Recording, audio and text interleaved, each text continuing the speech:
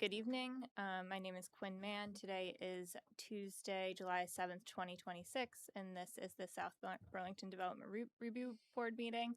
I will introduce my fellow board members here. We have Jody Lesko, Mark Baer, Charlie Johnston, and to the right of me as our staff, Marla Keene and Alex Levin. And we also have one of our board members, Ted Lenski, if he has joined, participating online today. Is that? Yes, let me promote him Okay. to panelist so we can both see and hear him. Great. So if you're attending in person today, I see folks lining up to sign in the back. We request that you do that. If you are attending online, you can register your participation by putting your name and email address in the chat, or you can email Marla. I'm going to ask you to say your email because they're on my note on me. Sure. Email Marla Keene, so it's mkeene@sbvt.gov. And that is if you want to register your participation in today's meeting online. And with that, we will start with the agenda. First item is emergency evacuation procedures for those attending in person this evening. In the case of emergency, there's 2 doors in the back. You can go up either one, turn right or left, and you will find an exit. And then agenda item number 2, any additions, deletions, or changes in order of the agenda items. Yes, so I apologize, but this is the first meeting after reappointments. So it is time to do the annual reorganization meeting, which means appointment of officers. So for the reappointment or for the appointment of officers, the staff person assumes chairmanship for just this portion of the meeting. And then once officers are appointed, the meeting will proceed with the chair presiding over the meeting. So first, I'm going to explain what I'm going to do, and then I'm going to do it. First, I'm going to solicit nominations, and then I'm going to solicit acceptance of the nominations. And then we will solicit a motion and a second to accept the slate of candidates. And then if the slate of candidates is approved, we will take a vote. If it's contested, then we'll vote on each position individually. If it's only one person nominated for each position, then we'll do it all at once. Then we will announce the results, and then we'll resume the meeting with the new chair. So does anyone have any nominations for chair, vice chair, and clerk? You can do them individually or all at once. I nominate Quinn Mann for chair, Ted Lenski for vice chair, and what's my name? Jody Lesko as clerk. There you go. Series of nominations. Are there any other nominations? I don't need any motions on nominations yet. We're going to do that in a minute. Ted, are you okay with that? Okay. Are you okay? Yeah. I don't think you guys get your choice. So. All right. So those nominated are okay being nominated. Great. So I will entertain a motion for Quinn Mann as chair, Ted Lenski as vice chair, and Jody Lesko as clerk. So moved. I'll second. Okay. There's no contest, so I will. All those in favor of the slate of candidates say aye. Aye. Aye. No opposed and no abstentions. So for fiscal year 27, Quinn Mann is chair, Ted Lenski is vice chair, and Jody Lesko is clerk. And now we will resume the meeting. Thank you. All right. Thank you, Marla. So agenda item number 3, any announcements from the board or staff? Hearing none. Yes, actually. So City Council yesterday voted to warn the LDR amendments that were brought to them by Planning Commission. So that will be in the newspaper next Thursday, which means this is a little bit complicated. And if you have specific questions, I'm happy to answer them. But it means for the duration that they are warned until they are adopted. Both the existing regulations and the amendments are effective. So there may be some applications that are a little weird because they have to comply with both sets of regulations, and those applications, if they are dependent on the new regulations, may opt to wait until may request a continuation until the effective date of the new regulations. Okay, so that's our announcement for today. And then agenda item number 4, comments and questions from the public not related to the agenda. Any online or in person? Seeing none. And with that, we will move to our first project on the agenda today. This is continued site application PZ Site 2826-16 of 30 Community Drive LLC to amend a previously approved plan for a 275,000 square foot commercial and industrial building consisting of 232,233 square feet of general commercial, 29,300 square foot of consumer facing commercial, and 13,467 square feet of childcare facility. The amendment consists of a 12,735 square foot expansion to be used as general commercial. The project is at 530 Community Drive. Those who will be representing the application, if you could come to the front.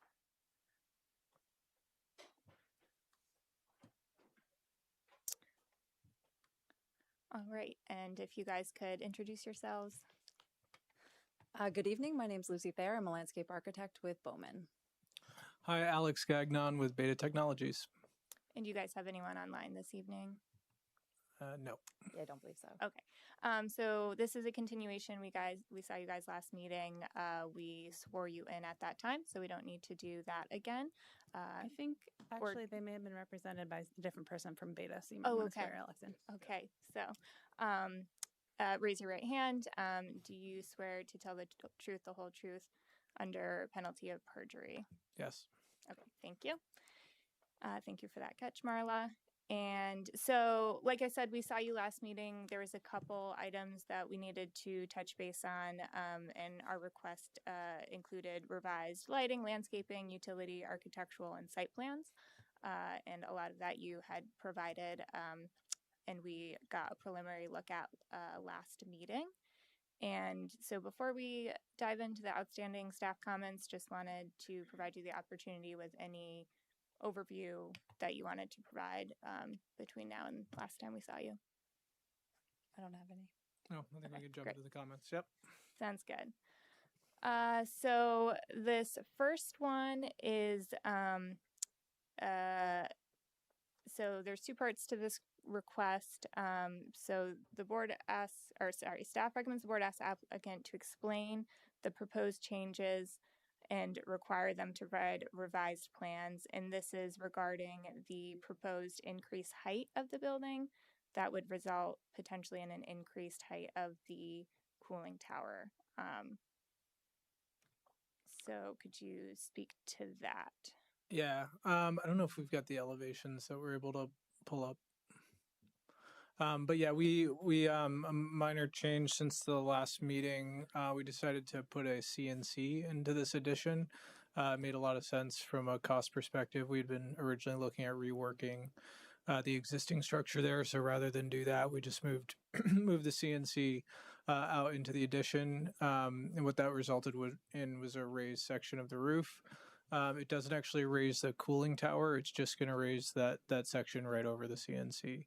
And it puts it, I think, maybe just around the same height as that cooling tower, and still under that 39-foot threshold, well under the 39-foot threshold. So what I'm going to do here, I don't know why it's not showing my screen when I just paused it. It should be showing what I was showing. But on the top, I have your... Yep. Oh, I have the same thing on both screens. Sorry, hang on. Stand by. Okay. On the top, I have your original proposal, and on the bottom, I have your new proposal. So the difference, if I can get them at the same scale, let's try 30. Sounds fair. Should be fairly self-evident. in this elevation, the difference is this section of the building. And then I can pan around and show you in different views. So if you wanted to. Okay, thank you.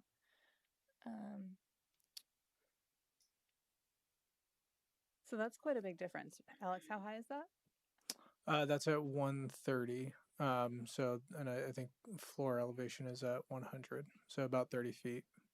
Sorry, how much of a change is that? I think the parapet there was at 121. It's like 9 feet about. Yeah, about 9 feet. Additional Yep. 9 feet. Yep. So an additional 9 feet at that section of the building. Yep. Yeah, just at that section, which is, you can't really tell it from that elevation, but that's actually stepped back a little ways. We were trying to just raise the roof right where that piece of equipment was, Yeah, Marla, or is going to be. Can you go to the next page with the visualizations, like the? I can, but I don't think that there's an updated version of the next page. Oh. So I can't do it side by side. How far back from the current edge of the building? I should know that. I think it's about 10 feet back, if I remember correctly. I don't know if you've got a. There's the elevations that show the north and the south that will give you an indication. Yeah, so it's actually a bit more than that.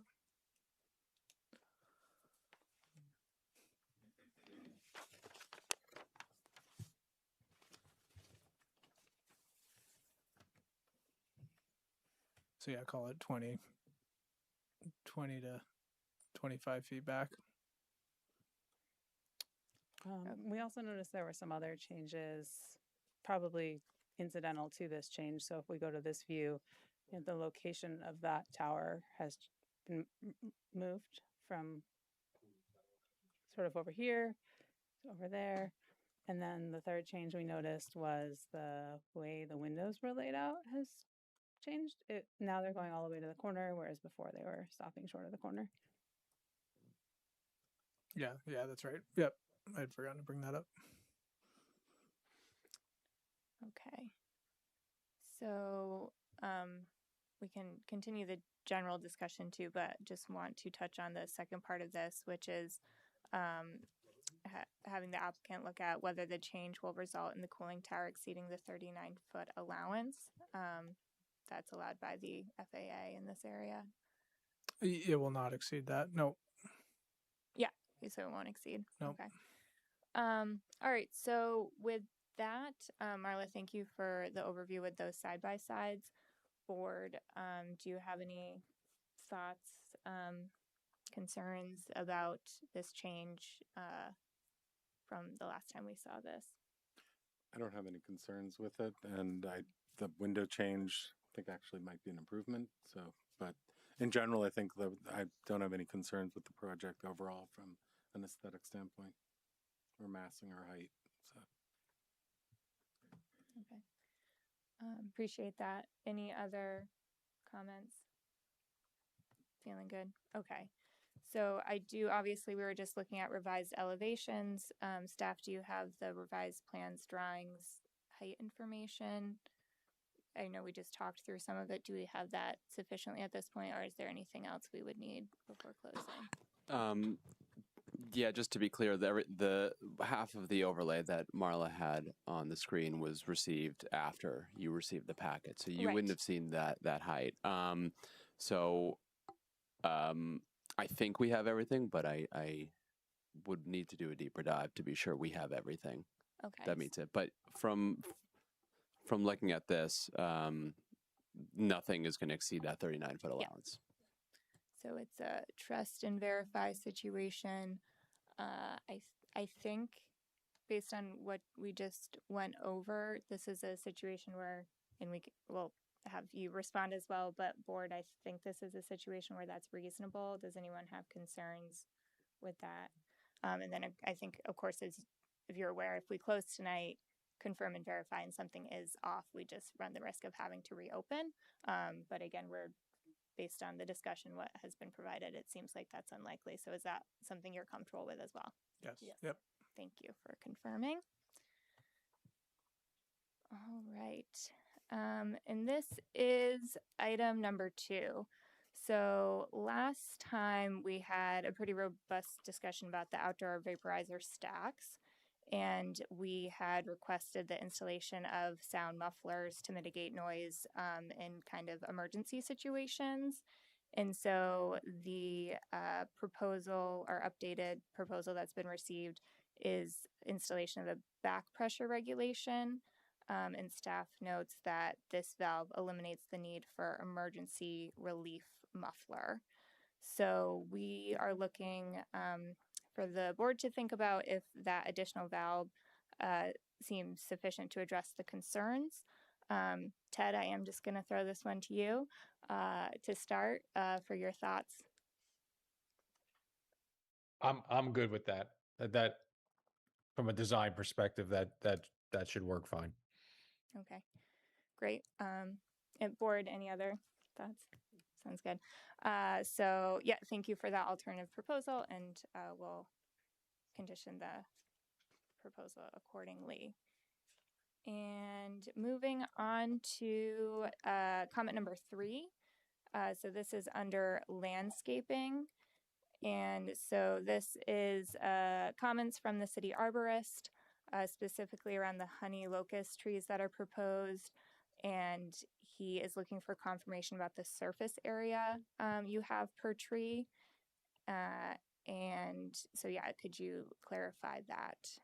Yeah, he's asking about the cubic volume. And so Alex and we've been talking to Nick, the arborist, and we're still waiting for some feedback. So I would request at this point, just on how those standards should be applied here, depending on how you calculate it. So I think that what we've provided does, but I just ask for this to be resolved with a condition of approval that we meet the arborist requirements. If it needs to change, we're happy to do that. But first, Lucy, how would you make a change to the soil volume once the site layout is approved? Got it. Thank you. Okay. Okay, so you're working with the city arborist to get to that soil volume that's going to be sufficient, and you are confident that there's an approach to alter it if needed. Yeah, there's 2 scenarios that we worked through in an email, and so we're just waiting to get confirmation back from Nick on that, and we're happy to adjust it if needed. But if it's adequate as provided, we'd like to stay with that. So it sounds like you would propose 18 inches, and that 18 inches may not be providing the volume that the DPW standards look for. But it's not a change from 18 inches to like 7 feet. It's a change from like 18 to No, 30 the maximum DPW depth allowed is 3 feet anyway. So Okay. I think it would just be a couple additional inches of depth to the soil volume. Just want to make sure it wasn't a dramatic change. No. And it's within the same square footprint as well. Yeah. Okay. And so that's specific enough for us to condition? Okay, great. And board comfortable with that? Yep. Thank you for explaining the status of that. All right, this is item number 4 under utility cabinets and similar structures. We discussed last meeting that the board would not be looking for the applicant to screen the nitrogen tank and the 2 vaporizer stacks. We talked about them being consistent with the area and potentially screening being more aesthetically not pleasing. So we are looking for updates to the site plan to remove those screening pieces. And I think we saw those reflected in the updated elevations you provided. So I think we're all set there. Anything else? Okay. And that brings us to the end. And so with that, any public comment on this one? Public comment first, I think. Not online. In person? Nope. Okay, great. With no public comment, I would entertain a motion to approve PZ Site 2020, or sorry, not approve, close the hearing for PZ Site 2026-16. So moved. All those in favor? Aye. Opposed and abstain. All right, the motion carries. We will deliberate at our earliest convenience, and you'll be hearing from us. Thank you for your time. Thank you. Have a good night. Thank you.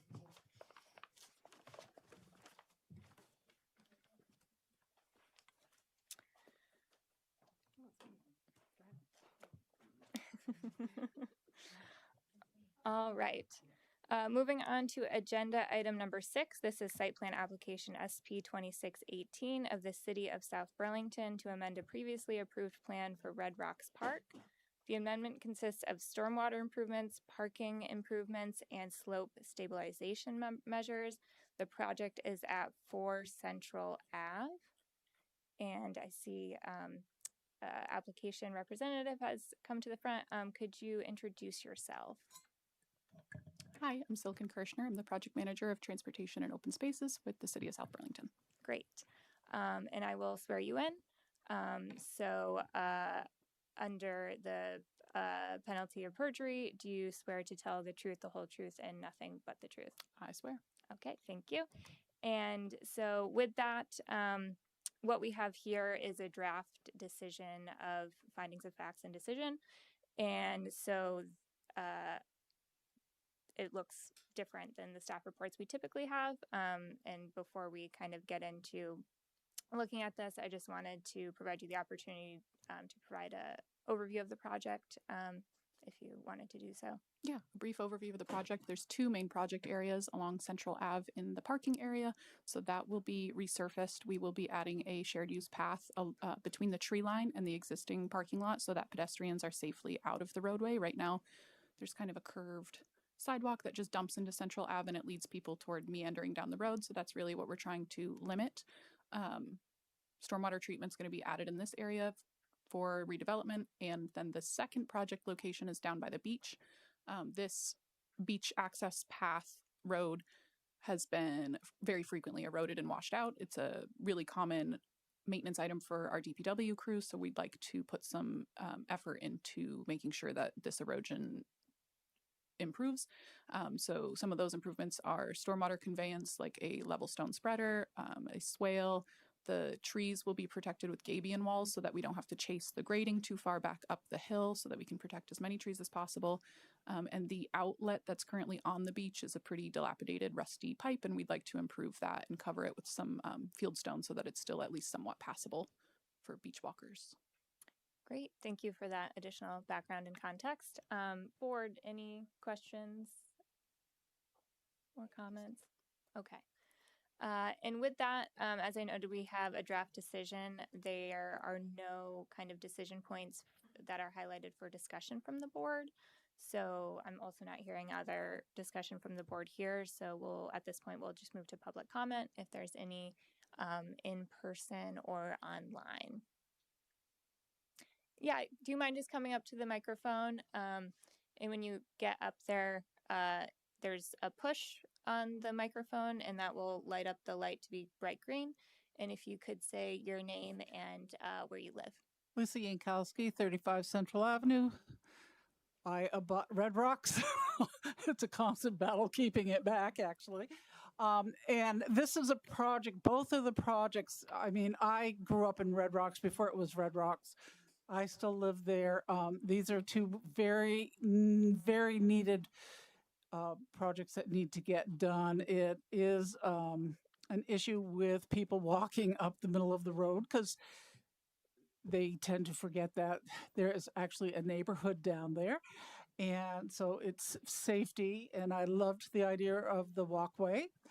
And I have fallen prey to the parking area because with rain and heavy rains and stuff like that, there are divots that get washed out along where the road meets the parking. And then where Miss Kirshner was talking about near the beach, that's been a continuous issue just because of the topography and the amount of water that comes down. Because where the beach level is, it's like the 3rd level down from where I live. So thank you. Excellent. Thank you. And thanks for attending this evening.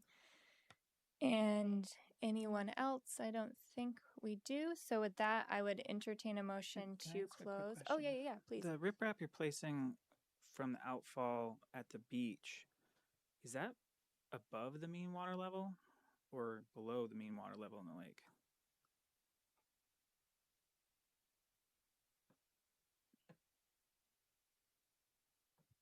We did not show mean water level on the contours. So, It's definitely The floodplain below is the shown. floodplain. It's Mm-hmm. below the floodplain. It Yep. is below the floodplain plane. I'm guessing you had a conversation with the floodplain manager, and We do have a letter from Bob Zano that there's no threat to significant natural communities. I did have that conversation. So the city has the floodplain regulations that are recommended by the state, and it does meet those regulations. then we're all set. I'm just making sure. Great. Thank you, Charlie. Any other questions? All right, with that, I would entertain a motion to close SP 26018. So moved. Second? Is there a second?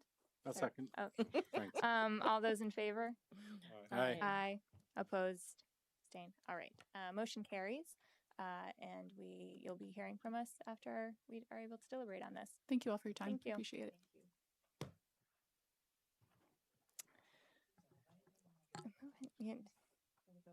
No, you're jinxing it. No. All right. Yes, come on up. Agenda item number 7. This is site plan application PZ Site 2026-011 of JB Development Group LLC DBA Peregrine Design Build for a new 5,040 square foot building on an existing undeveloped 3.05 acre lot. Project is located at 69 Randall Street.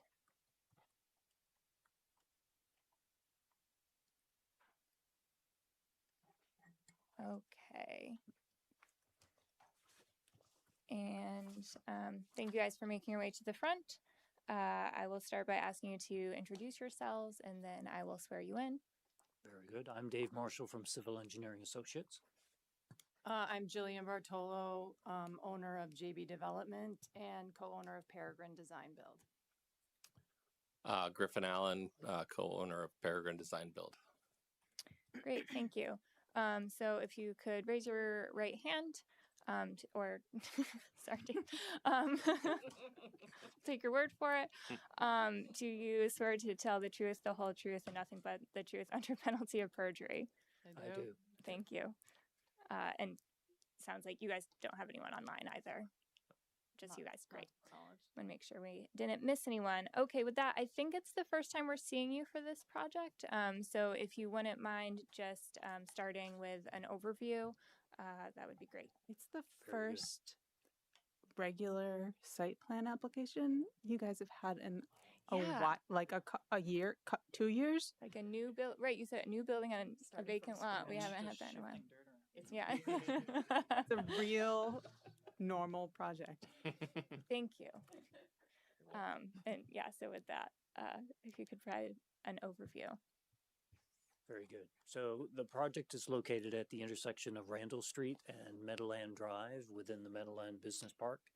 And in this particular case, this is called Lot 1D. It's 3.05 acres. And in 2014, Randall Street was approved as part of a 3-lot subdivision. And one of those 3 lots has been developed with the Hergenrother building, Keller Williams, that's on Lot 1C on this particular plan.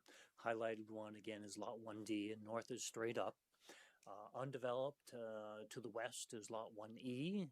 You did have an application come before you recently for the movement of some soil off of Lot 1E onto Lots 1B. So anyways, a little bit of familiarity as far as recent history, but nonetheless, this application comes before you for a proposed 5,040 square foot building, which will house Peregrine Design Build. We'll have Jillian perhaps talk a little bit about what's going to happen inside the building, but nonetheless on the civil end, we're taking advantage of the infrastructure that was already put into place as part of the Randall Street construction. The background, at least on stormwater, is that the original Meadowland Business Park, approved in 1997, had a lot of common stormwater management infrastructure, but because of its dated nature, not compliant with the current rules, or at least even some of the older state stormwater rules, one of the stormwater permit renewals required that all subsequent development within the Meadowland Business Park manage stormwater in a manner compliant with the current state stormwater rules. So this particular property is essentially standalone as far as its ability to manage all of its stormwater on property before it's discharged, and again, in a manner compliant with the state stormwater rules and the city's rules, of course. So that being the background, I'll tee that up for Jillian to talk a little bit about the building itself. Okay, so I guess just a little bit, we're a design build firm. We remodel and build local residential homes in the area. We are currently renting a space in South Burlington, and it's just been a long time vision and dream to hopefully own the space that that we house ourselves in. We need shop storage, which is mostly storage of tools, materials, and then an office space, including like an open design area, a few small offices, a conference room, kitchenette, pretty basic things for the office team. And then room for growth, and then the ability to just to join together as a team of 30. And we have some pickup trucks and some trailers that spend most of the time on job sites. What else? Yeah. That's great. Very helpful. Yep. So in this particular case, the building is essentially kind of like 1.5 stories. There's most of the office space is over on the east side or the right side of the drawing that was just shown. But above that, kind of a mezzanine level is additional office space that will essentially complete that area again as you go left or west within the building. More clear story for that particular material storage component of the site. And talk a little bit about those elevations. You want to take that one? Yeah, I mean, if you've been to the site or are familiar with the site, it's a pretty dramatic view to the east, and so the intention here was to position the office space to capitalize on all things east views, and so you can see the large bank of windows there on that east gable end wall that's been kind of intentionally left just as glass and metal siding to really play up on that feature wall.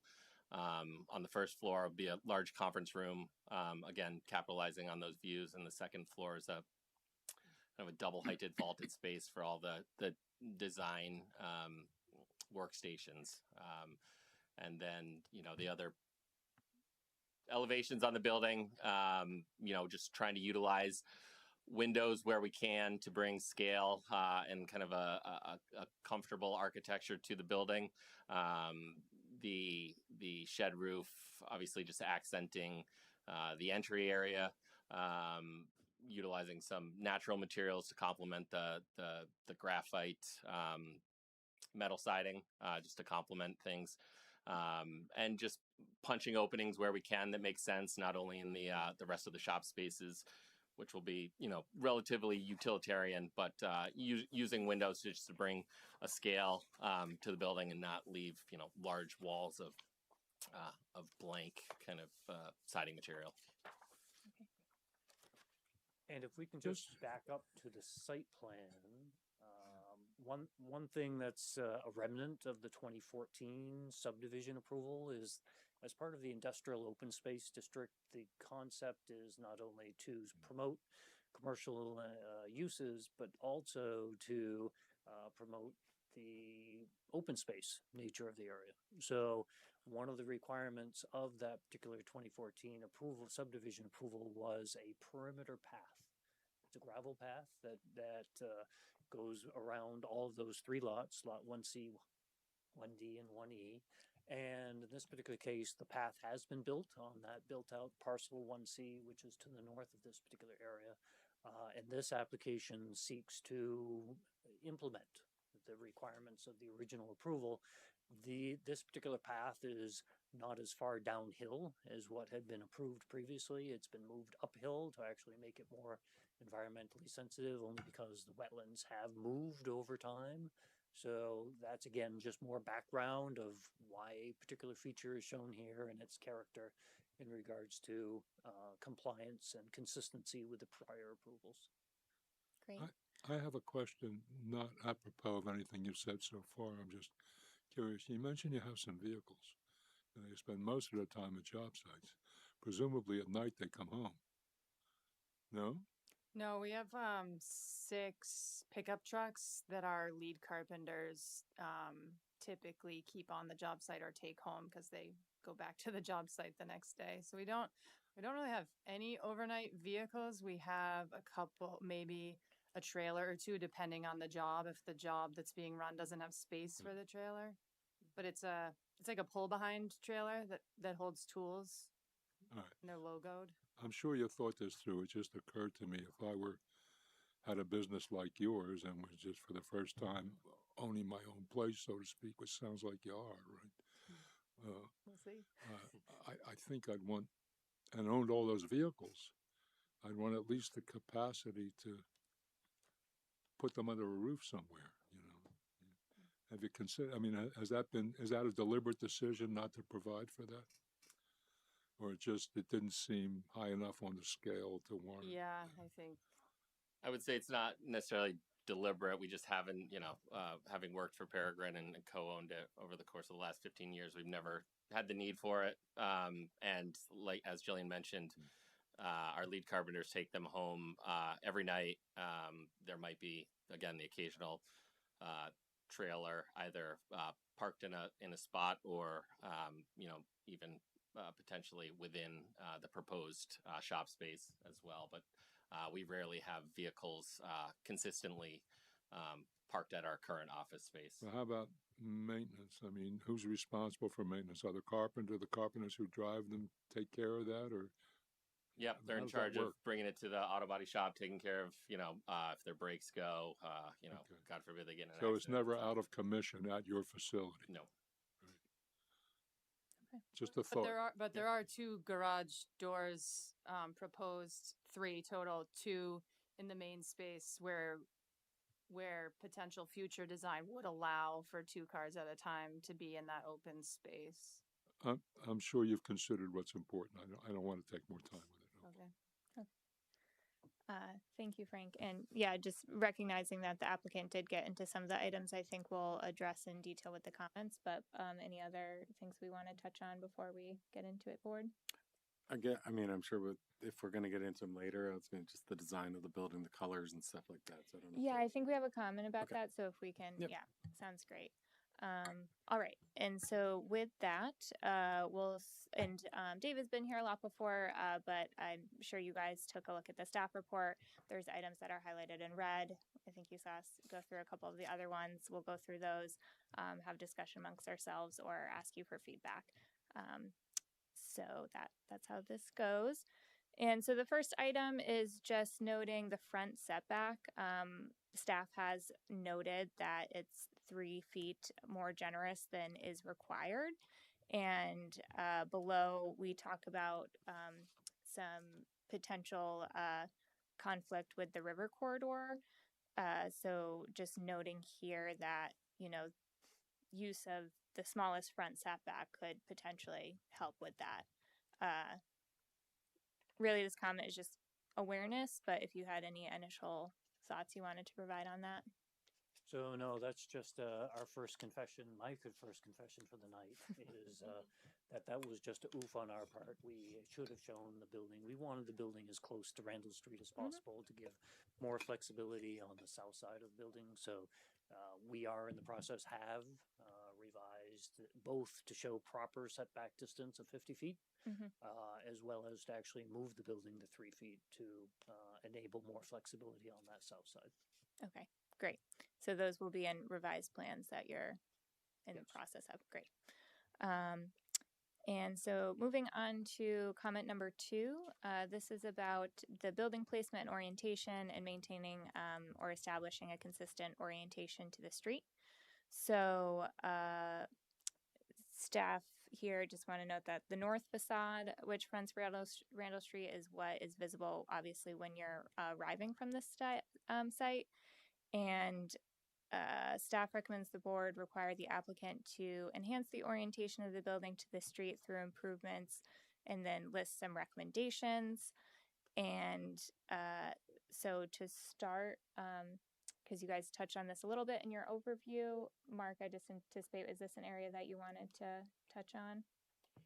Well, one question I had was the colors of the building, because I mean, I saw you've got the same material called out for the roofing and for the siding. I like the little details of the natural and the way the windows, but what are the colors that you're proposing? Yeah, we realized we didn't submit the 3Ds along with the drawing sets. Yeah.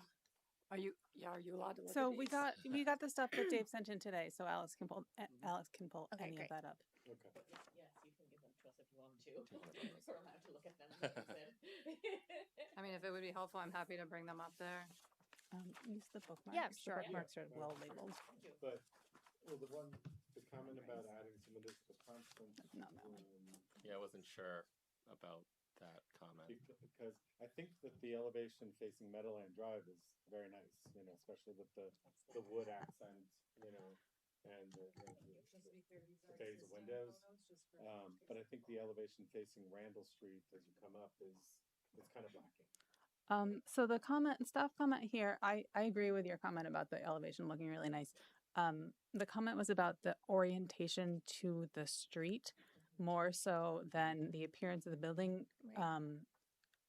Having the street, Meadowland Drive or Randall Street facade appear to have a welcoming presence, and so the suggestions of staff were about like a pedestrian connection and like a window near the entry, maybe wrapping that porch around, that sort of thing, not about necessarily the facade itself. Alex, can you show the view from Randall Street? Is there another one? Yeah, I think there is. It's one of these three. No, I guess there's not a rendering. Is there a rendering of the view from Randall Street? This is from Southwest might, no, not south. There's Yes. one that's being passed around.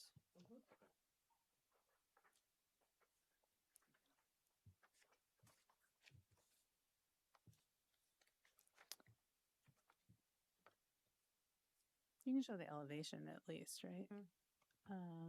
So I just to It's not narrow the discussion here. So this is or in theory the applicant could, are we looking them to make improvements both to the Meadow Lane facade and the Randall Street facade, or kind of choose one and orient accordingly? Yeah, I would say choose one or both. Or both. Yeah, so I guess that starting with that, you know, you kind of have two streets you're working with, and just knowing, as Marla said, the intention is to have that the building kind of read as facing at least one of the streets. And so maybe your initial thoughts on that, given the proposed location and the elements of the building. Yeah, I can jump in on that a bit. It's a tough site, not only being kind of facing two streets, Randall and Meadowland, but also requiring the parking to be effectively behind the building, which then somewhat forces that to be the front of the building, if you will. Mainly because most people visiting or us at work will be using the parking lot and entering from that side. So that quickly kind of positions program within the building, and I don't want to say, creates a back side of the north elevation, but it becomes the non-main entry side, which is why we've, attempted to continue to carry windows throughout that facade, and then use awnings over the doors that also pick up on the wood accents throughout the rest of the building to just play off that, and give some sense of scale and thoughtfulness to that elevation, while also realizing it's not necessarily the predominant elevation or access point for the building. Great, thank you. So board, what are your thoughts on one of the recommendations made by staff, which is wrapping the front awning around to the Meadowland Drive area? Is that something we would recommend? On the Meadowland Drive, right? That's gonna be this view, Yep. Correct. and then from here down to the road is like a 14-foot drop. Correct. So even when you're driving by, You're looking up. Mhm. Yeah. looking up. So I'm not sure how Yeah. adding something to this side of the building makes sense, right? Right. But this side where you're coming up the road, right, Mhm. and you're coming more level with the building, I could see maybe more improvement there. But Mhm. Yeah, because I mean, especially if this is this sort of like your main, this is gonna be the new main source of employment, like your main business, correct? Yes. You know, I think that, well, one question I have, this doesn't show the natural wood siding in the gable, is that? Yeah, I realized that that was a kind of back and forth discussion we had internally, and so that's maybe not 100% accurate or representative. But you can see in the elevations we've called out, kind of within the parameters of the windows, there will be some wood accent That to will break have up that this facade. color contrast to Exactly. it?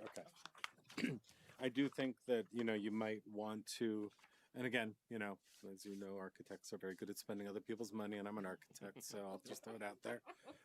But I think from improving the aesthetics, if there is a way to do something, as Charlie was saying, like something on the corner of the building that you might be able to create sort of like an architectural element and maybe like an outdoor patio for employee use, that because we get a few months out of the year that's decent, but it might be a way of breaking up that corner because those are the two corners that those two faces are the two public front facing of the building, and it is an industrial park, but there are some industrial buildings, but there are some more higher design buildings in the park.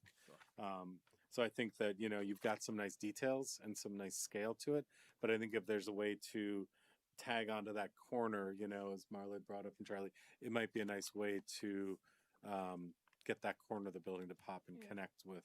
But I'm not. I guess I wasn't planning on this corner because again, that's still. I was thinking something along. But but the problem is that backside that's going to be completely wasted, purely designed for that purpose. I'm thinking if you did something over here, you could tie into the space that you're using for the employees because this is all just shop. Right. I could see if you wanted to throw a few lower windows, but up high so that you can still get your workbenches and your shelves in.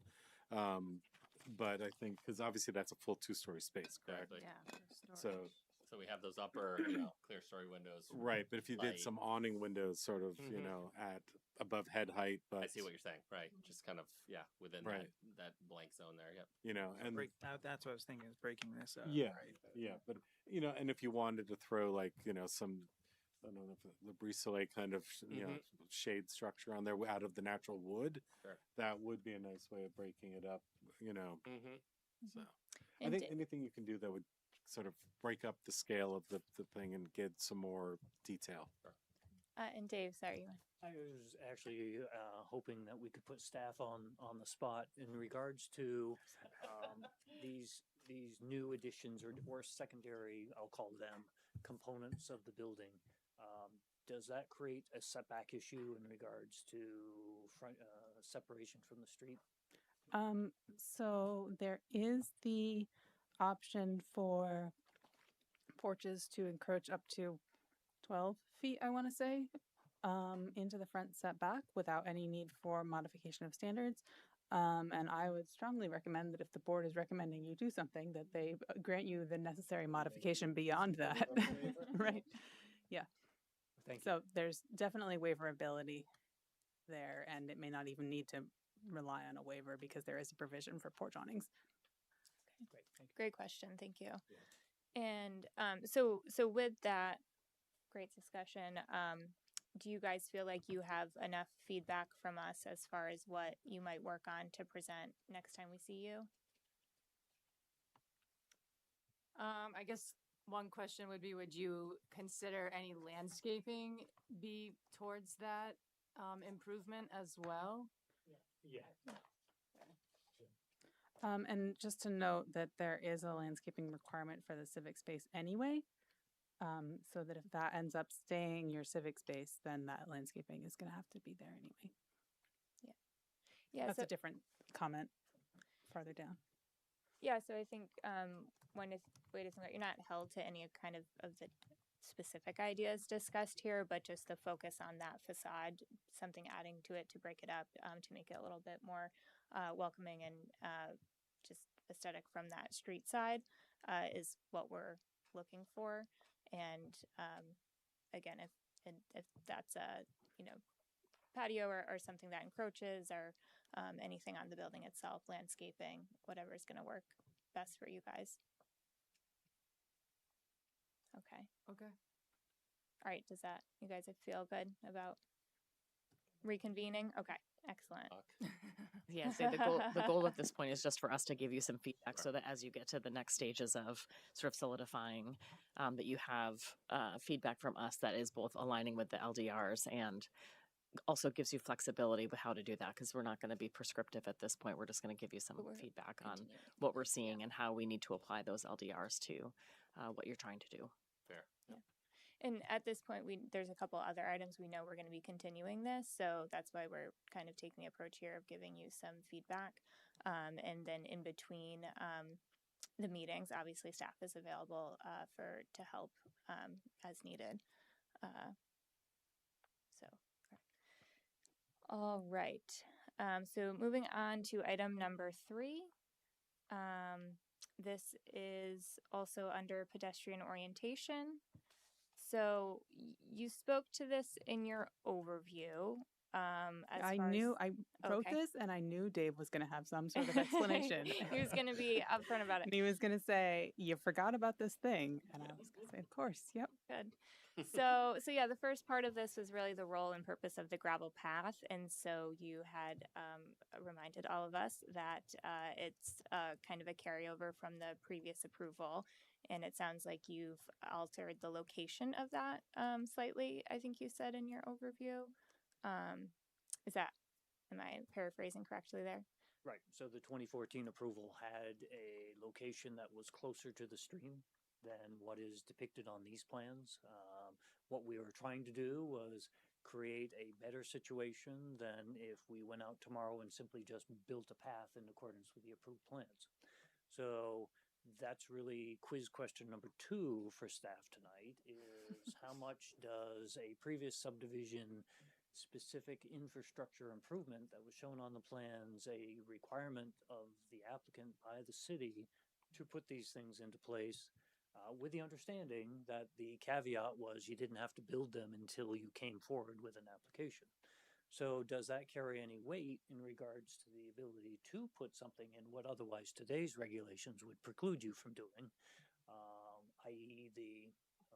in this particular case, 2 things, not only the river corridor, but also the wetland setback. So that's the quiz's number 2 question today. And yeah, no problem. That's actually an easy one. So fortunately, the board always has the authority to modify conditions of previous approvals.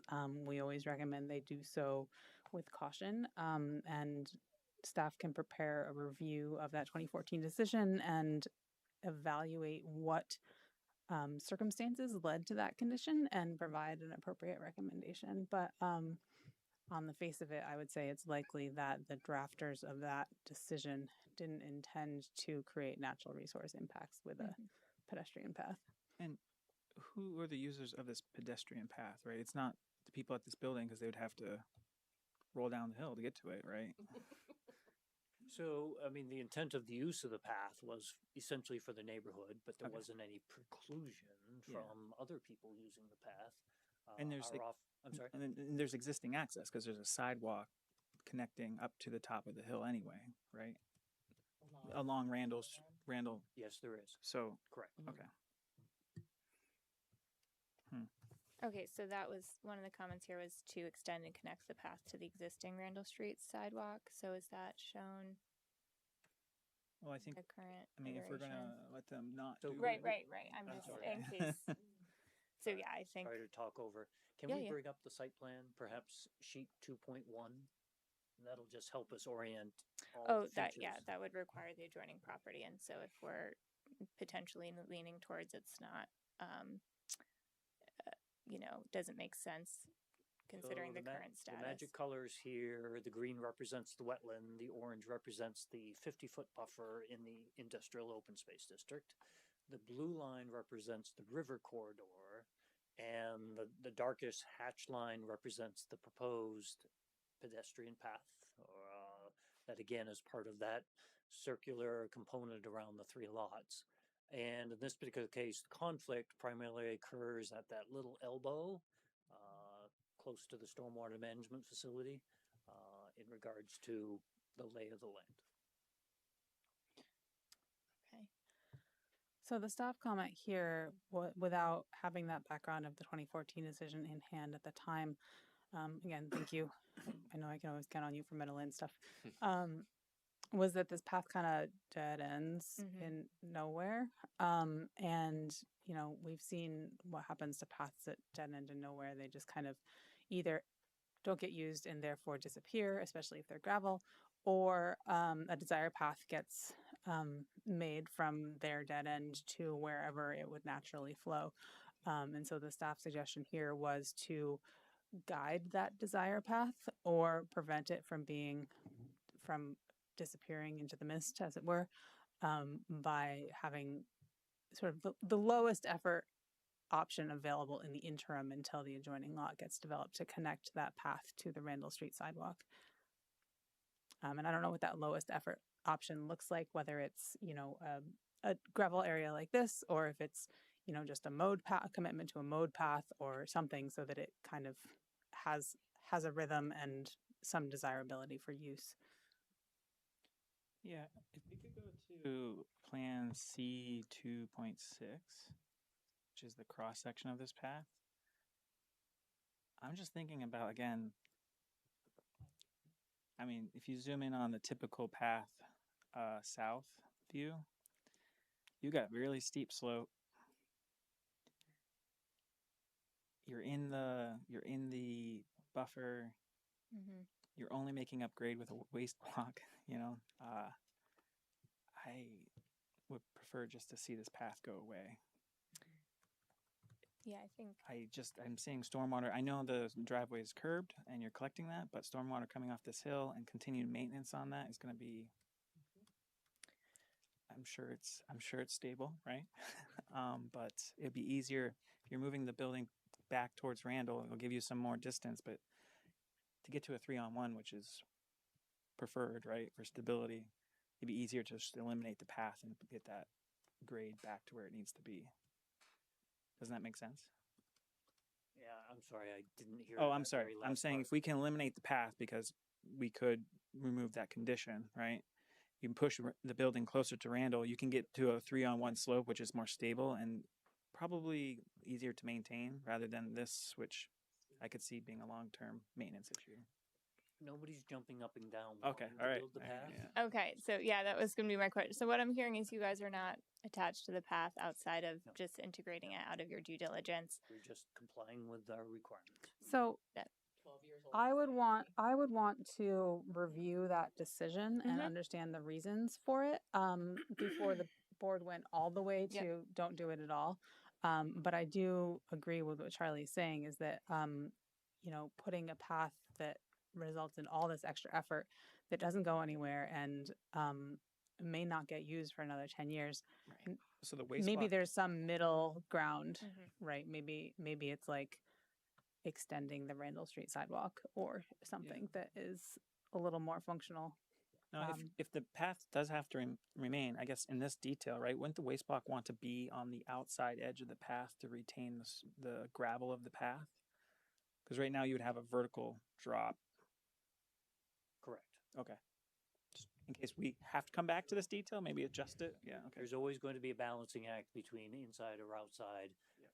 We're basically trying to gather stormwater runoff, again, 100%. an anal component of the state stormwater rules, but nonetheless, every impervious surface needs to be treated in some way. Because of the character of the area, we couldn't do a disconnection, so we needed to pick up that stormwater runoff and manage it. So it drove a lot of what you're seeing there as far as the cross-section. Again, as far as the drop-off on the right, we wanted to keep that all to less than 30 inches of vertical change, only because many design standards say that once you get above that, you need to have a handrail. So and we're not trying to do that everywhere. we don't want to spend money on putting blocks out there, but in a couple of those pinch points, that is a design component. Okay, so I think for moving forward, our staff is going to help us revisit that 2014 decision. And once we have some understanding of kind of the goals of that requirement or that condition that was placed, we might eliminate it or come to you with an alternative to try to get at some of those goals, or maybe we say no, it should stay exactly how it is or how you proposed it here. So this is another item we will follow up with you on. So just in the interest of not having them come back 3 times, Yeah.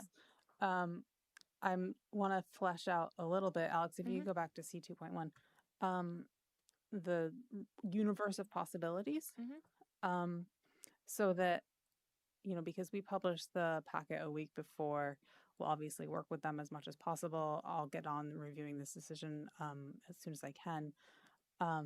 But I would imagine the universe of possibilities is keep the path as it is, but well, not as it is because the river corridor impacts. Keep the path largely as it is.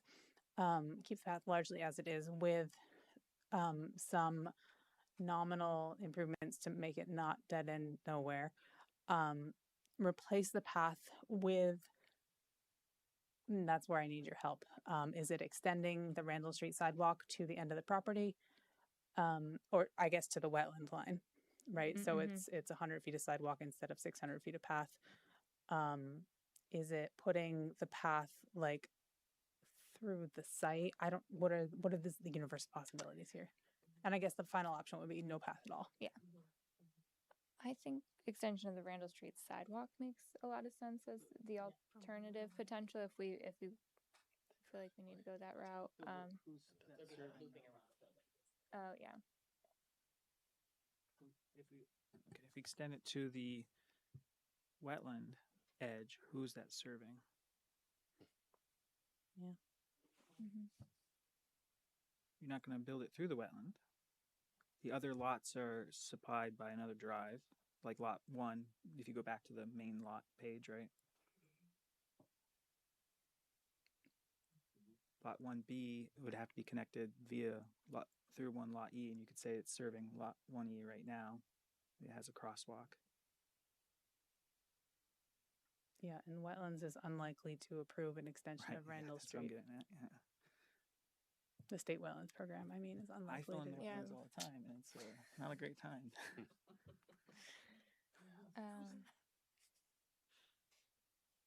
So is the universe of possibilities keep it or remove it? I think so. And there's no middle. Okay. I think it would depend on reviewing that 14 agreement too, though, right? Yeah. Yep. Yeah, so I think it's keeping it and altering it or removing it.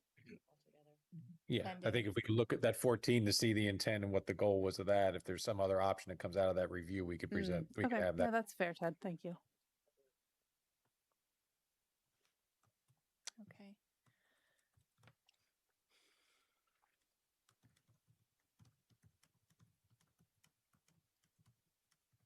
Was that number 3? That was number 3, yeah. Okay, I know we've covered some of the other comments already, but Yeah. No worries. Great. So that will, Just have a logistics question in regards to timing of ultimately guidance in regards to that particular feature and obviously the previous approval and the ability of the board to perhaps wave away from that. We're just trying to figure out timing wise what makes sense, and if the board needs to provide, acquire information from staff and then basically make an educated decision on guidance for the applicant. The question would be is normally our application materials would not be ready for the next meeting, but that one particular item doesn't require anything from the applicant. We're just wondering if we can be a 5.5-minute item on that particular agenda just to allow us to understand how best to proceed. So that's one option, to just continue to the next meeting, to have a quick discussion. Will that give you enough time to review that Great. 2014 decision? Yeah. Because that's real. Okay. Yeah. And And Charlie the- was just, sorry, when would the next meeting be? Is next? No, it's The August. 21st. We have our it's July August, we 21st. have our break. Okay. So July 21st is the next meeting, 2 weeks from tonight. There is room on that agenda because you closed 5:30 Community Drive. We had left space on the agenda for that one. Oh, please. Or you could do it deliberatively and, write a sentence or two that would become public out of your deliberation. Whichever you prefer. Why don't we make that decision? Hold on that decision until you get through the rest of it. Okay. Well, no, that's an option. Oh, I just love shifting this back to them, No, I think that's part of it too. Yeah, once we have the universe Fine. of, Yep. of everything. Okay. So before moving on to comment number 4, I just wanted to touch briefly on the section that's right under comment 3 regarding solar gain. So this requirement is to orient roof lines to maximize solar gain potential to the extent possible. And so here the applicant or the board, or sorry, the staff recommended the board ask the applicant to clarify and evaluate whether this criterion is met. So there is some flexibility in this criterion to the extent possible. So if you could just speak to a little bit the orientation of the current roof line and how that relates to potential solar gain on the site or with the roof line.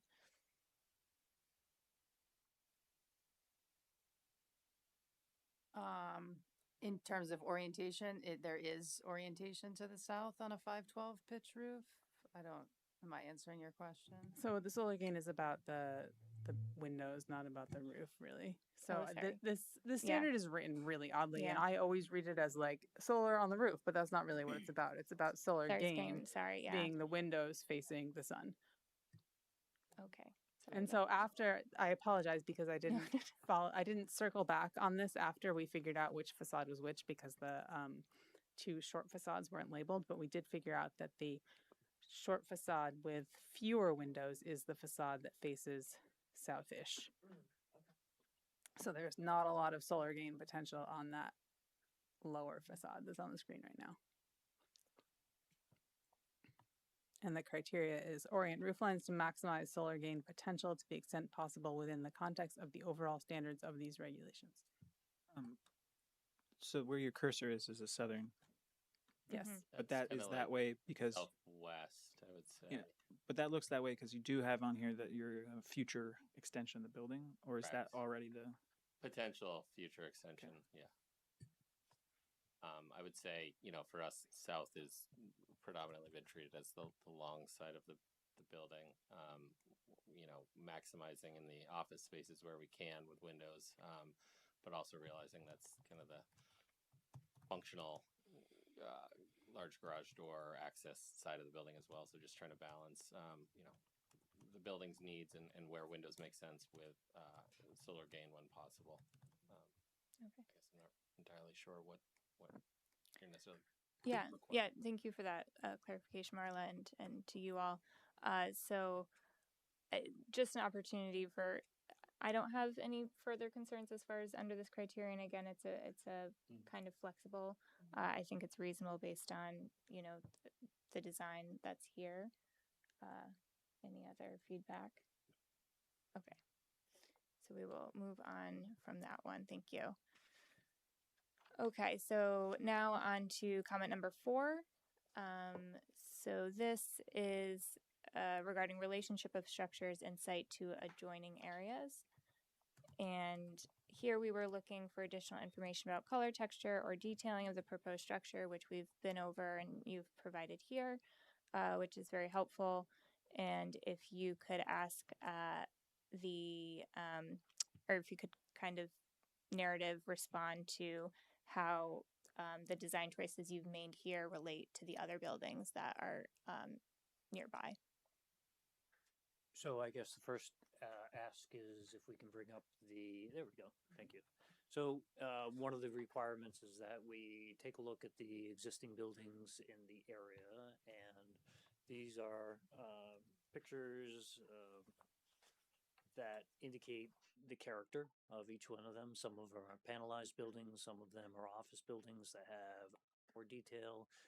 The one on the bottom is Dynapower, which is obviously a large, very large manufacturing facility that has a lot of blank wall. That's a civil engineer saying that. So that's, I don't know where you take that. But nonetheless, features of the area is both a combination of flat roofs and there are a couple of peaked roofs, the Rock Church being one of them. And with that, we're trying to, again, create something that is equal or better than perhaps the character of what's out there today. But now I'll speak a little bit, I'll allow that to defer to the people who actually know what they're talking about when it comes to buildings. I think you did a good job. Yeah, I mean, I would say, outside of providing a two-colored box-looking building that dots the landscape in this area, just playing up on the gable structure, which is relatively common for Vermont from a vernacular perspective, while acknowledging the metal siding of our building, kind of corresponding with similar structures within this industrial park, and also utilizing large feature glass windows, all looking at the Keller Williams building, and trying to not only acknowledge the larger Vermont vernacular and what you see in a lot of buildings, while acknowledging this is also a commercial space in some capacity, but bringing a little more scale and familiarity with the form, and just trying to balance the two, and feeling like it fits in some capacity within the industrial park. As Dave mentioned, there are other buildings, the Rock Church and a couple others down towards the end that have more gable structures to them. So just finding that balance while not pigeonholing ourselves within one certain type. In the box. Yeah, within a box, exactly. Thank you. Any comments from the board as far as complying with this criterion and this design fitting in with the neighborhood aesthetic for? I mean, I think one thing, is, I don't know if it's concerning, but the uniformity of just the solid color with just one other accent of the natural wood. Mm-hmm. I think maybe if when you come back before us and we see the other wood detailing in it, but I'm just wondering if there's a way to try to get, and I'm not looking for you to mimic the other ones, but it's just two color contrasting, offsetting, but I need to be sold a little more that it's not as uniformly dark as it's coming off in these renderings. The same color roof with the siding is a little concerning to me in terms of having it have a sort of a scale to it. But, and I don't know if that, to me, if it's like the overhead doors can potentially have an option to be a contrasting color, whether it's, trying to, I don't want to say mimic the wood detailing, but something where you get some contrast so it doesn't have such a uniform scale of dark. I would push back a little bit on contrasting overhead doors, just because then you end up with the door being Yep. And as from personal experience, it's very hard to get doors in anything other than white. So if you're willing to do something other than white, we appreciate it. That's for black and white, But Are you putting your business name on the building? Like KW has theirs, BlackRock has theirs. I wouldn't say with that level of glitz. I mean, we don't approve signage. No, so yeah, I'm just wondering. Yeah, I was no, just wondering. Right. It would probably be a little more subtle than kind of the KW or the BlackRock. Be all black logo. lettering, It's up to you. Black lettering. Yeah. Okay. I agree with Mark in principle. I also want to say something about the standard we're supposed to meet. I mean, harmony with dull is not somehow a desideratum that we ought to emphasize. It's not energizing you.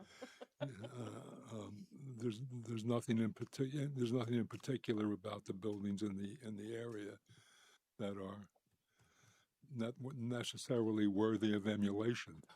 So what this building has going for it so far, the windows, which are very nice, and anything else you can do to spruce it up. And I defer to Mark on that point. Yeah, I mean, I think the but I windows and don't the defer to the other buildings in the area. I think that's my point. Yeah, I don't know how much we want to talk about this. We entertained the charcoal siding with the black roof just for a little difference. And I mean, I guess my vote probably doesn't matter, but I just thought like the simplicity and like the modernism of the black on black was our preference. I think, we did bring these passed around like a charcoal versus a black. There's definitely a different look. I think they're both nice. So, I mean, yeah, I don't know if we could sell you on the black on black. We're obviously maybe some better imagery, maybe some better. That's what I was, and I think, like I said, I think if you get the renderings updated with the other wood to give you those sort of contrasting punch of the natural materials would be beneficial. Is there any practicality, and I guess I'm directing the question to Mark, but also to the three of you, to adding more windows toward the back? Because that's the tough part to look at least as we look at these renderings. I mean, I don't have a good feel for for projecting from the page into life. I defer to others, but just looking at it, if those second floor windows extended back further, it would be, to what we're looking at to the left. It would be on this side. Yeah. And maybe there's a reason they can't, or it's so pointless that you don't want to do it, or oh, I see. Yeah, above the garage. Well, above the garage doors looks a little funky, doesn't it? It doesn't bother me so much on this side because it is technically the back side of the building, and you have the interest of the porch, structure with the wood and the windows above it that sort of give you a little hierarchy down there.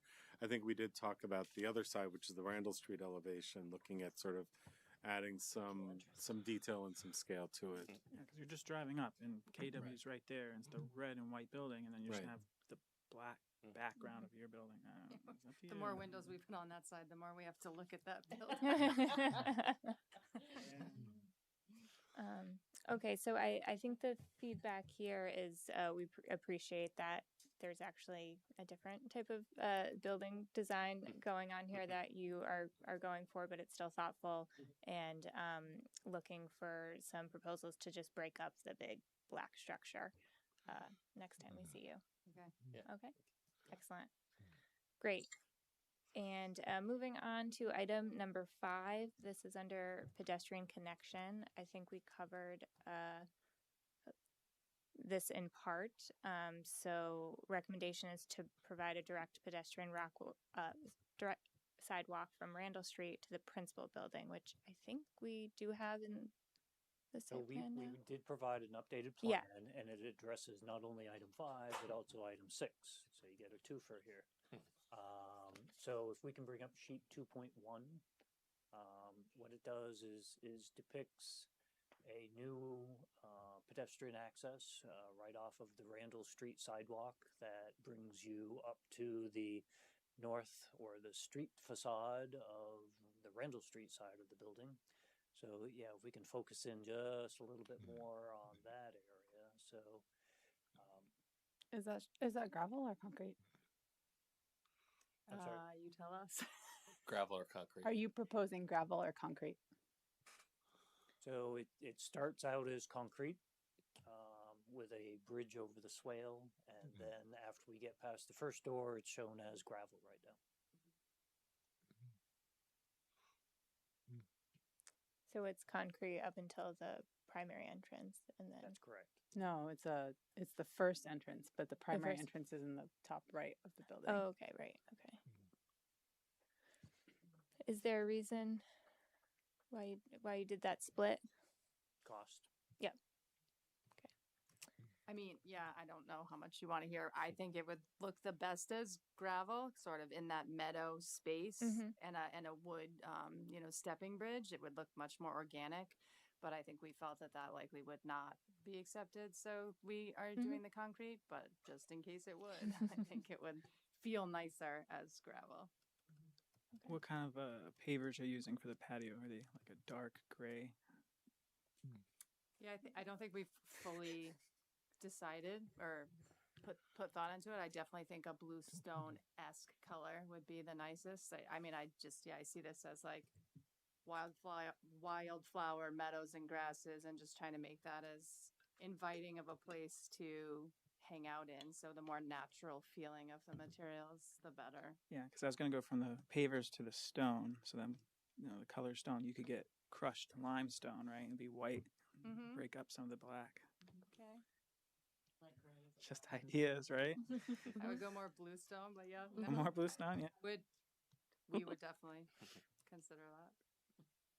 I feel like the concrete on the road has a place, but when you bring it like onto the property, it's a bit harsh for my taste. But is there any reason we wouldn't be okay with a gravel? So if you go back to the standard Yes, standard says pedestrian access must include direct parentheses shortest linear distance and parentheses pedestrian sidewalk or path connections from local streets to the main entrance of principal buildings. I think that you can entertain gravel. I would have a little bit of an engineering concern about starting at gravel right at the concrete sidewalk. I think it needs a little bit of a T and then a transition. But after that initial, 1 square of concrete, I think it's okay to transition. wonderful. Does the board feel comfortable with kind of, if you guys wanted to make that change, just a small amount and then transitioning the full to gravel, if that's your preference? I think we would be amenable to that. Is any portion of it in the public right of way? I know that DPW is going to say it has to be concrete within the public right of way. So the sidewalk is typically set back about a foot from the right of way. That's standard practice for the city. So technically there's a 1 foot section from the edge of the concrete walkway. Okay, so that's going to be your little T anyway, just to get good interface. Yeah. Great. You asked an engineer the question. Okay, so yes, this addresses comment number 5 with a direct pedestrian sidewalk and our path, and it provides to both the main and then the secondary and then the main entrance. So I think both of those are covered. Anything else on that board? Okay, moving on to the site amenity requirement. So you guys are proposing a paver patio, which might qualify as the snippet parklet type amenity. And we are on comment number 7, which looking at the requirement of that site amenity type, seating must be the main focus of the space. Seating must be present year-round and composed of high-quality materials, fixed seating, unless the movable seating meets the goals. So staff has flagged here that it appears that this requirement has not been met. So wanted to ask about your thoughts on the seating in the proposed site amenity. I think our vision would just be furniture that can be moved. We, as a team, as a family company, we would love to be able to utilize that somewhat smaller space in different ways and make changes to the seating. And so the built-in seating creates a challenge for that, which is really the only reason we didn't put something fixed versus So in the plans you provided, there isn't anything. If there's a proposal to use something that isn't fixed, I think it needs to be a specific proposal. Okay. Like what is the product you're proposing? Yeah. The issue being that when there's movable furniture proposed, it tends to go away for the winter and then never come back. What I think we've seen, again, you might have considered all of this, so just take all of this as, us trying to, again, mesh your vision with the LDRs.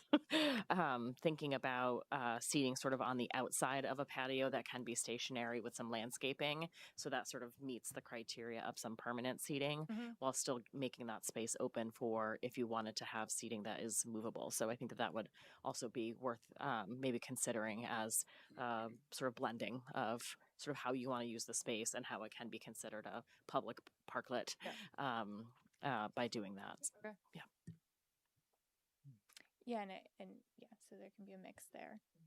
All right, any other comments on that? So when you come back, just looking for seating in that area, whether it's movable or stationary. And then, so another requirement here is that landscaping shall also be a primary component of this space. Staff has flagged that this requirement does not appear to be met. So we're interested in what your thoughts are about landscaping in this area as well. So we've sent all the comments, all the staff comments back to the landscape designer to do a better job of compliance. And so that'll see be it next proof time. in the pudding when we come back with a new plan. Okay, great. And okay, then we don't need to talk about that. So moving on to item number 9, this is in the environmental protection standards. So as at least Dave knows, you folks know, wetland delineations are valid for 5 years. And so we're just looking for confirmation of how old the current wetland delineations are. So I put a typo here. It was not 2023. It was actually October 10th of 2022. So we're still within the 5 years. Okay. And we also submitted the confirmation from the state as far as their concurrence with wetland delineation. Perfect. Thank you. Moving on to item number 10. This is where we're talking about the river corridor. And so this is with regards to grading for the walking path that's currently proposed, but also new lawn areas. So correct me if I'm wrong, my understanding is that these impacts may go away if we find that the gravel path doesn't need to be. Yeah, so there anymore. still is some grading within the river corridor. I believe this is one of the standards the board doesn't have authority to modify. So with that additional 3 feet in the front that you're getting back and potentially relocating or removing the gravel path, I assume you'll be able to get everything, no new lawn areas and no development within the river corridor. It may unfortunately take, like, if I'm looking at the pinch point next to the stormwater feature, it's a pretty strict standard. If you're having trouble getting there, review it closely. We have seen other properties end up with a retaining wall at the end of their stormwater system to stay out of river corridor. So that may be what you're facing, just a short little section. Great, or not great, but good insight. So yeah, when you come back to us, if we can remove grading and new lawn areas from the river corridor with the guidance that Marla provided. Anything else on that board? Okay. The 4-way could shift to the north, right? You just have to have a longer pipe to discharge to it, right? And then you can avoid that grading issue. Yeah, we'll take a look at moving all of that around. So the next one is also about the gravel recreation path. And again, we're not sure where it will fall, but if in a situation where it is kept, can you confirm that it wouldn't be the intention for it to be publicly owned? No. Yeah. No, it's not proposed. The 2014 decision provided easements amongst the 3 property owners to allow staff to basically traipse across everybody's else property, but on a defined route. So no, it was never intended to be a public component. Taken over by the city. Very good. It is identified in the original plat when Alex and Marla take a look at the 2014 decision as that was designated open space. So hence everybody open space for everybody. All right, very good. Thank you. Moving on to comment number 12, which is under disposal of waste. So you have included a proposed dumpster enclosure, and we are looking for the material and height of that, just those details, and a reminder that the height must be at least as tall as the dumpsters that will be enclosed. Yeah, I don't think we've really thought too much about that. To be honest, we don't have a dumpster currently. I don't know if we will have one, but I guess if we need a fence around what, if we use that space as a trash enclosure, you just tell us what more you need to know. Yeah, the so material. we need a detail of what the fence will be and So, yeah, yeah, I'll that's be rude, just jumping to the point. We had provided our typical detail for dumpsters. We just didn't include that sheet in the Okay. submittal. So we have it now. Okay, great. My fault. Great. Confession number problem. 32. Easy peasy. Okay. So now we are talking about our next comments under the solar ready zone. Not solar gain, not to be confused with solar gain. Tricked me. So this is, yes, Jody would be helpful on this front. Okay. So item number 13 is staff recommends the board require the applicant to demonstrate that the provided solar ready zone meets 40% requirement of the CBS prior to closing the hearing. And above is the 40% is the requirement. What are your thoughts So on the that? background there is that we hadn't, my understanding is the roof hasn't been designed in a way that would preclude, that particular opportunity. There had been concern by the applicant of actually dealing with roof mounted, at which point they asked us to look at designating a portion on the property for ground mounted option. The area required for the ground mounted option actually provides 100% of the building's requirement, but in regards to meeting the standard, the 40% can be provided one way or the other. So it's either going to be on the ground or on the roof, and I guess that's something that I guess the question is ultimately whether there's flexibility on that end as part of a condition of approval, or whether it's something that we need to commit to one way or the other. So I'm okay if you guys want to approve a condition. Applicants typically at the site plan level of review provide less information than you have already. There's usually not the calculation of how much area is needed. It's usually, here's a blob, it's 40%. We'll figure out how much of that we need to use later. So if you wanted to take the blob approach, that's also fine. Very good. And I know Sue is going to put my language into the minutes on that one. I just know it. Very good. Okay, so that's how we can address that. Moving on to comment number 14, electrical vehicle charging. And so here staff recommends the board direct the applicant to provide a computation of how many EV capable spaces are required on the CBES. So can you speak to that? Currently, we have that you're proposing 1 EV charging station and conduit for 5 additional EV capable spaces. I don't see 14.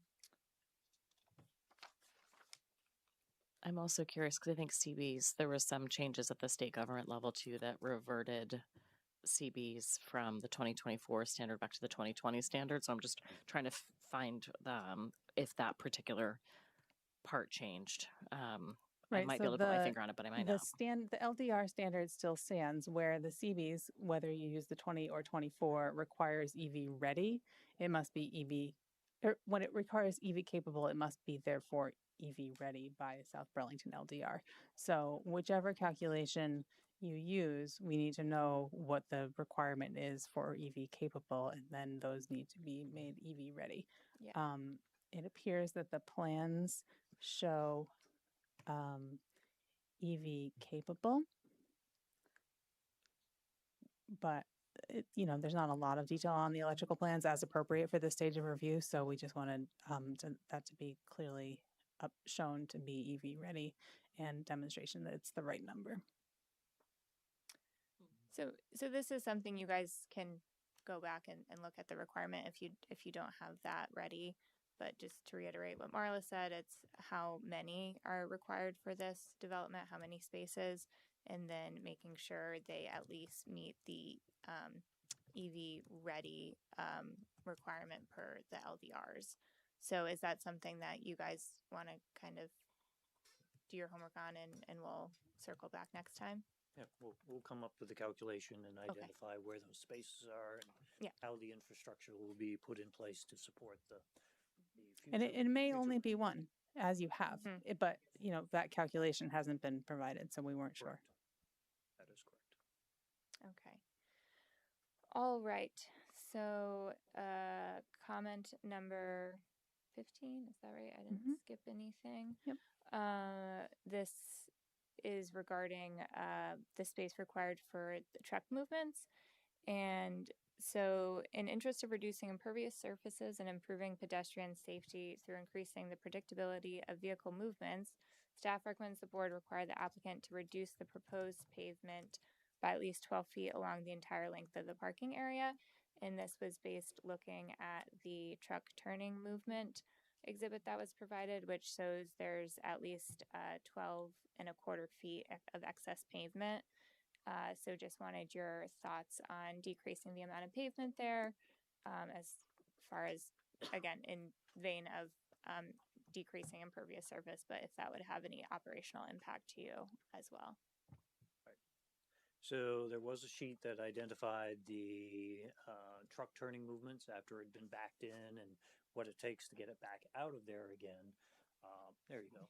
And in this particular case, I think what has been identified is perhaps area that represents white space between the future building on the southwest side of the proposed building before you today and the remaining parking lot. And what we were trying to do was ensure that if that particular building had overhead doors for vehicle entrance, that we had the turning movements in order to be able to get them in and out. So it was essentially a maximization of that particular surface area, and so that was the basis of the design. Would it not make sense to just add that area in if you built the future building? Yeah, I was going to ask if, I mean, none of us have a crystal ball. Do you have any idea when that expansion would happen, if it were to happen, you know? And it's okay to say you don't know, but. I was going to say, like, depends how many houses we build in the next couple of years, I guess. You know, it just depends on growth, really. Yeah. And for what we need. And so, no, not super clear. Could be definitely multiple years. Could be 3 years. Could be 10 years. I don't know. And for people who probably know more than I do, looking at you, Charlie, and you all, thinking about the cost differential too of like laying something now and then having to add it, and it's just the feasibility of that, I think, is a question too. So whether or not it reduces cost up front, but then you incur more costs later because you have to, you know, tie older surface and newer surface together. I'm gonna get out over my skis here on the technical aspects pretty quickly. So anyway. Yeah. So maybe on the other hand, if you've got the growth to justify an expansion of that size, what's 12 feet of concrete, you know? Yeah, I mean, I would prefer not to have any more asphalt than needed, but we do need to be able to get supplies delivered. So we definitely need a fire truck and then an 18-wheeler to be able to get in there. So is the stormwater plan based off of the smaller width or the wider width? Just thinking, I know it's not that much more impervious space, but it's just so many unknowns. Okay. That in this particular case, the engineer said, "Hey, how can we at least create the flexibility for the siding of that proposed building, as it was the original request for the applicant to the engineer was to have more of an offset for that second building to kind of break up the mass." So that actually, and ultimately when we said, well, you know, you're starting to push and pull, what can you do to reduce that offset? And they came back with this particular number. But nonetheless, in the applicant's perfect world, it would be offset more, which would actually eat into some of that 12.25 feet. So those are just the thoughts as far as how we all ended up at this particular point. So wonder what your initial reactions are to kind of revisiting that width based on what is proposed currently, and then maybe adding back in more with if that new building, if and when that new building is, our second addition is added in the future. Like, is that something you guys are willing to take a look at, and maybe, or are you just, or is there concerns with adding that additional pavement later when the secondary building is constructed? No immediate concerns. I guess I just have to understand what it will visually look like, what we'll be removing from the current proposal. Yeah. So since we're gonna have you guys back, I think it sounds like you guys also would prefer less impervious surface if possible at this, calling this maybe phase 1 at this point. So maybe revisiting that, obviously considering the operational turning movements, not impeding on that, but maybe there's less pavement that can be proposed at this stage, if you guys are willing to revisit that in the future. Yeah, I'm just thinking, the logistics of a new building and overdig and not, You're going to wanting impact pave that. something you have to tear out to dig a foundation. Yeah, for yeah, makes some sense exactly. as well, so. Cool. Okay, so that's just another item if you can revisit next time we see you. And I do just want to note the times on our agenda are approximate. So we had the next item starting closely here, but we're towards the end. So I'm just going to kind of trudge forward on your guys' items. Just for you guys in the back, we'll get to you. So thank you. And okay, so this is comment number 16. This is under landscaping and parking areas. And about the setbacks to accommodate snow removal of the trees that are proposed. So comment is staff recommends the board ask the applicant how realistic it is that the snow storage will be used in the areas indicated, and whether the plantings should maybe be set back further to allow for snow storage directly off the parking area. I don't know if we could bring up that plan that shows the location of the trees and the. So the L 1.0 plan shows the issues at hand. In this particular case, as far as the tree placement, the reason we didn't go 10 feet was two things. One is we had the embankment, that's our problem, but more specifically also we're not pushing snow towards those particular trees. So we're doing a linear, basically northeast, southwest push of snow. We're not pushing over the bank because not only do you have a curb, but you also have a guardrail. So those particular environments typically require a front end loader to basically pick the snow up and put them over. So that's not the anticipated management of this particular property. So that's why those particular tree locations were comfortable in regards to at least snow management. There are other areas that are depicted on the plan as being candidates for snow storage, and at this point in time, probably our biggest problem area is at the proposed entrance, and that we have a backblading scenario that isn't a simple push out, because if you push, you just push it back into the snippet park. So that's an area that is going to require higher levels of management as far as the snow removal, and ultimately bringing that to the southwest as far as places for disposal. Great, thank you for talking through that management.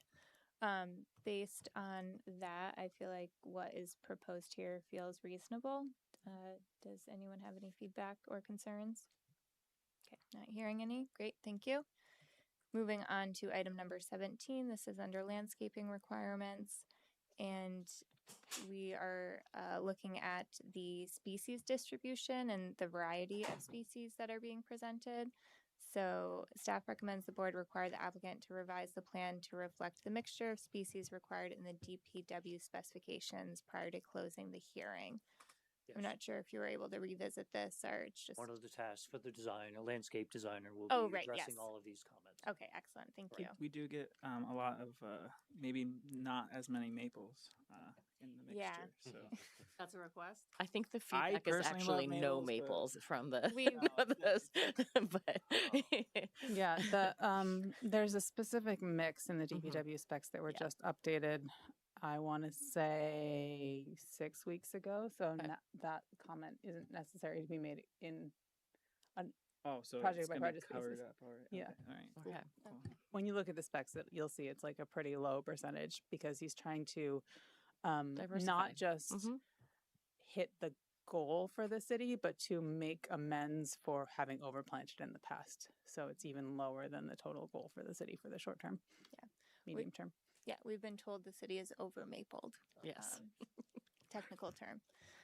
So you'll see that reflected in the recommendations. Well, of course, the idea is, I'll just say, is if there were to be some sort of blight or pest or something like that, and we have 80% of our trees gone, then we would have very little tree cover in the city, and which is not what we want to do. So, yes, well, yes, we just have jurisdiction over our little corner of it, though. So let's make sure we still have trees. Or lose maples. We're in Very trouble good. for so many reasons. Yes. Over mapled. All right. So moving on to comment 18. Thank you, Jody, for the context. So this is about snow storage location as well. I'm just going to read this because I'm not sure if we addressed it. So staff recommends the board require the applicant to relocate the snow storage area to be either upstream of the pre-treatment cell or separated from the stormwater basin by at least 20 feet of overland flow. And this is for the southernmost storage area. If we could look at that plan again. So we will be reorganizing that area to make it more efficiently used Okay. and integrating in that requirement Okay, as part of the design great. to come back before the board. Sounds good. Thank you. This is comment 19 under landscaping standards. And so this is just a plug that when you're looking at those DPW specifications for the trees, you should review the remainder of the landscaping standards to ensure compliance as well. So nothing specific flagged here, just a general flag. Yep, it's like soil volume and that kind of thing. Okay, yeah. So just, when you're planning for those plantings. And this is item number 20. You received comments or the comments in the staff report from the stormwater division, and just looking for you to work with the stormwater division to address those before closing. Any comments, concerns there? You know, the biggest concern by the stormwater section is related to something that has nothing to do with this lot. And if we were to bring up one of the site plans, I'll at least bring you to your attention. This is really a wrestling match we'll have with Public Works in regards to ultimately who's responsible for dealing with this particular issue. But nonetheless, thank you. So Potash Brook has named, this is the smallest thread. It comes out of the neighborhood across the street and has wetland associated with it. It really becomes very broad at this particular location as far as the width of the wetland and the shallowness of the slope. So it's not a defined channel in any way, shape, or form. It was defined at one point in time when the farmer went and ditched it. So it got ditched in a way that was very convenient for laying out the fields, but was not the natural path of the stream, at least from what I can tell. So in this particular case, what has happened over time is that the stream kind of just east or southeast of the main parking lot area, proposed parking lot area, has filled in. So the drops of water now say, oh, hey, I got freedom. And what it's done is no longer goes to the cross culvert underneath the street, but actually takes a right-hand turn and follows the grade along Meadowland Drive. So that's all well and good, except for the fact that this particular surface water now goes towards stormwater management facilities in front of the Buska movers. So if you happen to know the neighborhood, then you know what we're talking about. One of the dynamics of this particular Meadowland Business Park I mentioned earlier is that it had a lot of common infrastructure to deal with stormwater runoff that would basically mean nobody, well, that's an exaggeration, but I'll carry forward just to make a point, that nobody else would have to do any improvements on their property. They just went through with 50% lot coverage and all of that runoff would go to the common facilities. Well, again, the state has said that if hasn't been developed, you've lost that opportunity. You now need to fully comply with rules. So long story short is that that common infrastructure, especially on this particular side of the street, isn't going to be utilized for treatment practices associated with individual lot development. Those responsibilities are required individually as each particular project comes forward. Hence, this particular project has its own stormwater management facilities because it cannot rely upon any of the common infrastructure.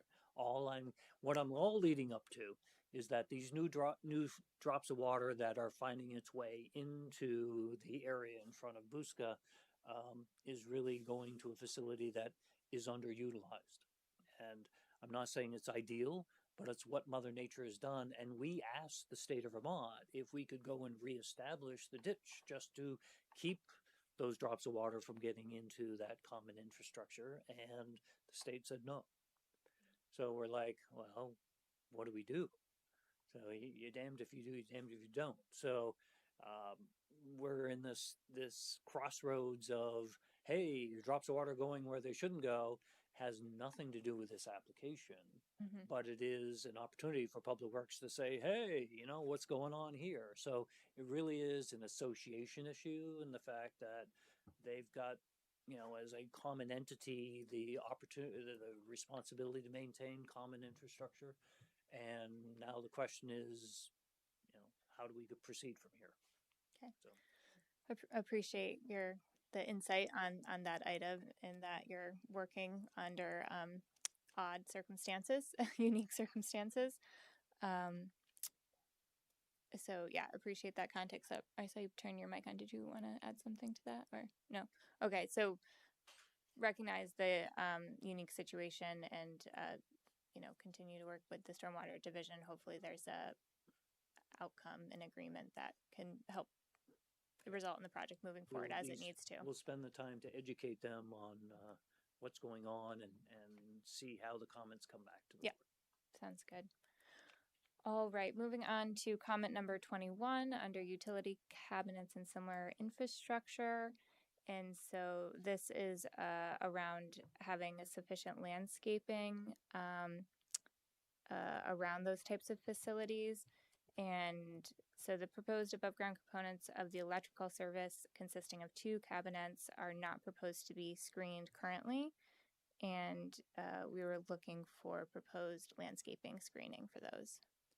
So this is the question about sins of the past.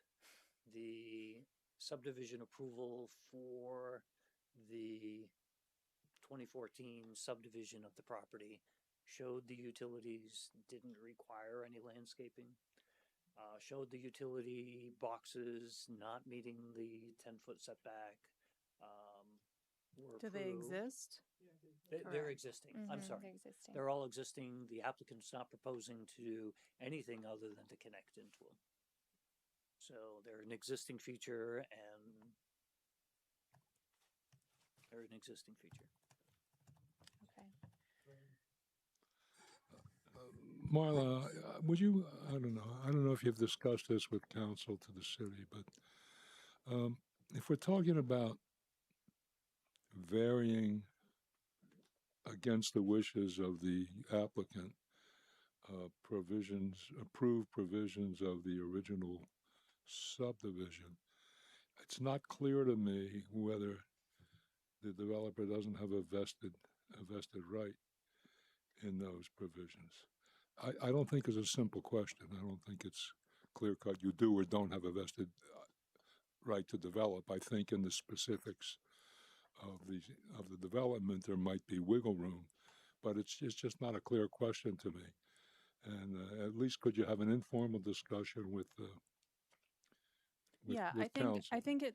I predict that the answer is going to be somewhat dependent on what the previous decision was, right? So the previous decision approved these specific utility cabinets and they have been constructed. If it conceptually approved utility cabinets in this location, but the site plan component of that approval expired or whatever, that would be a different answer. That being said, I think there is a technical answer here, which is that you don't dig around existing utility cabinets to install plants. So I think that's all that needs to be said. Yeah. Perfect. Okay. We have volunteers in the community who would be happy to paint them Yes. with murals for you. Yes, thank you for clarifying that those are existing and they will be handled accordingly. Okay, so that brings us to the end of the staff report. Of course, we talked about a lot of. Did we miss 22? Sorry. I thought this was about the 5 feet Oh, right. setback, so it was which we can't. both. Yeah. Yes. Sorry, I snuck that one in on Yeah, you. yeah, yeah. Dave is good at that. Very efficient. So a bunch of items we gave you feedback on, some redesign that needs to happen, and so we will be continuing this. And I guess there is still the outstanding question of, gosh, now I'm forgetting the item The that gravel we need. path. The gravel path.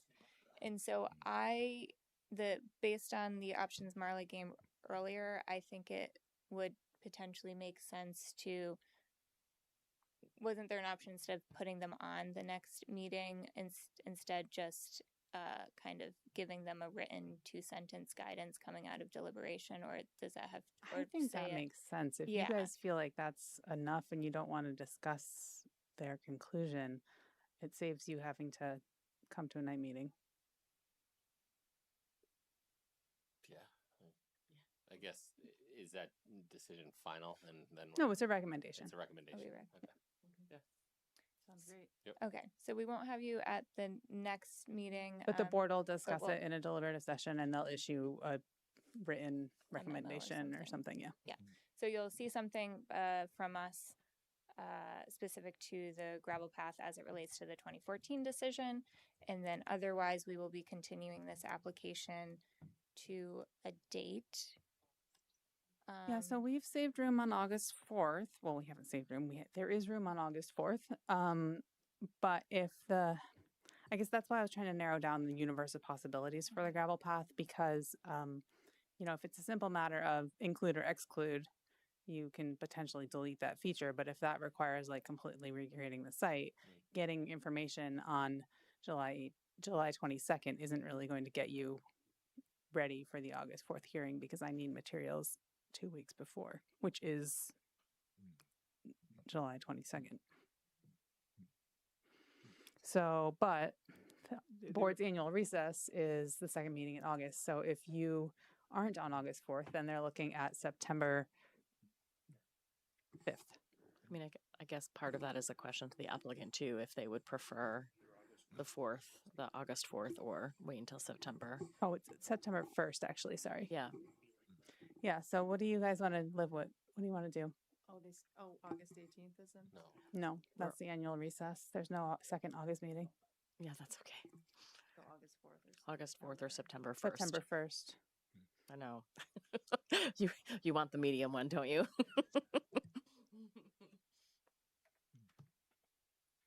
We have to decide that right now. Yeah. Yeah.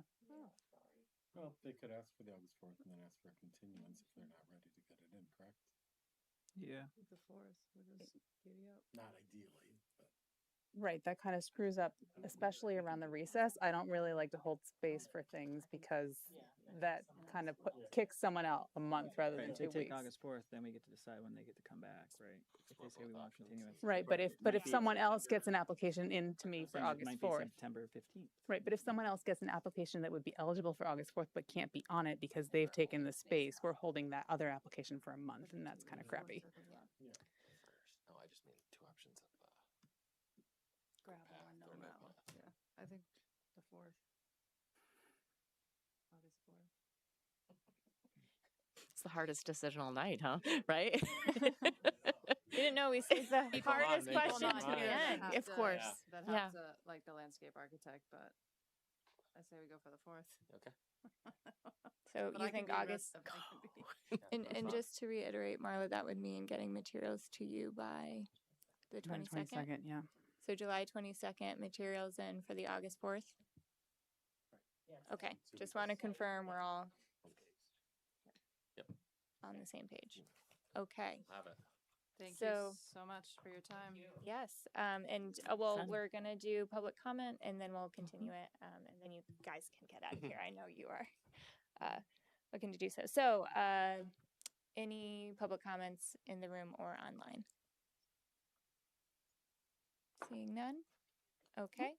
And with that, I would entertain a motion to continue PZ Site 2026-11 to August 4th. So moved. Second. All those in favor? Aye. Opposed? Abstain? All right. So we will see you August 4th. Thank you so much. Thank you. Sorry, who seconded? I missed that. Mark? I did. I think Mark did. Thank you. Sure. Sure. He's taking credit. Okay, so it is 9 o'clock right now. I think we'll probably be going till 10 tonight. That being said, I think it might be good to take. Chair. I know, running over here, guys.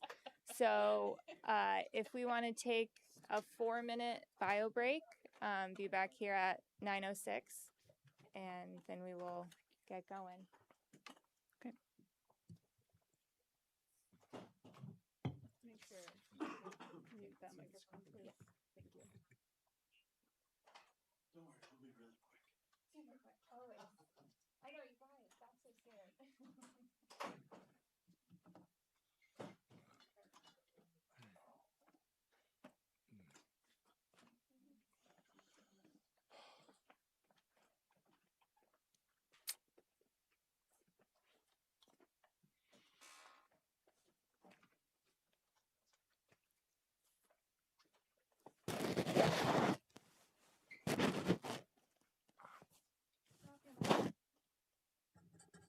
You know,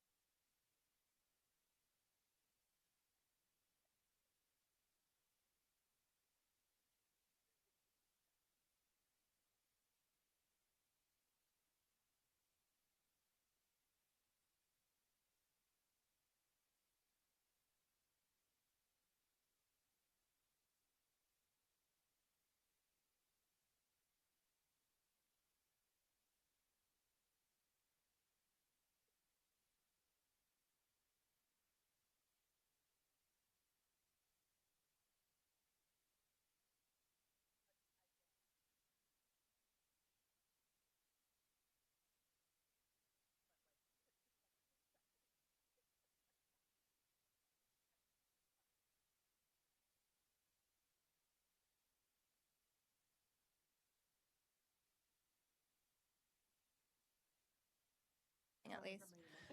Okay. Thank you for allowing us to do a little break. I think we'll be better for it. All right. Welcome back.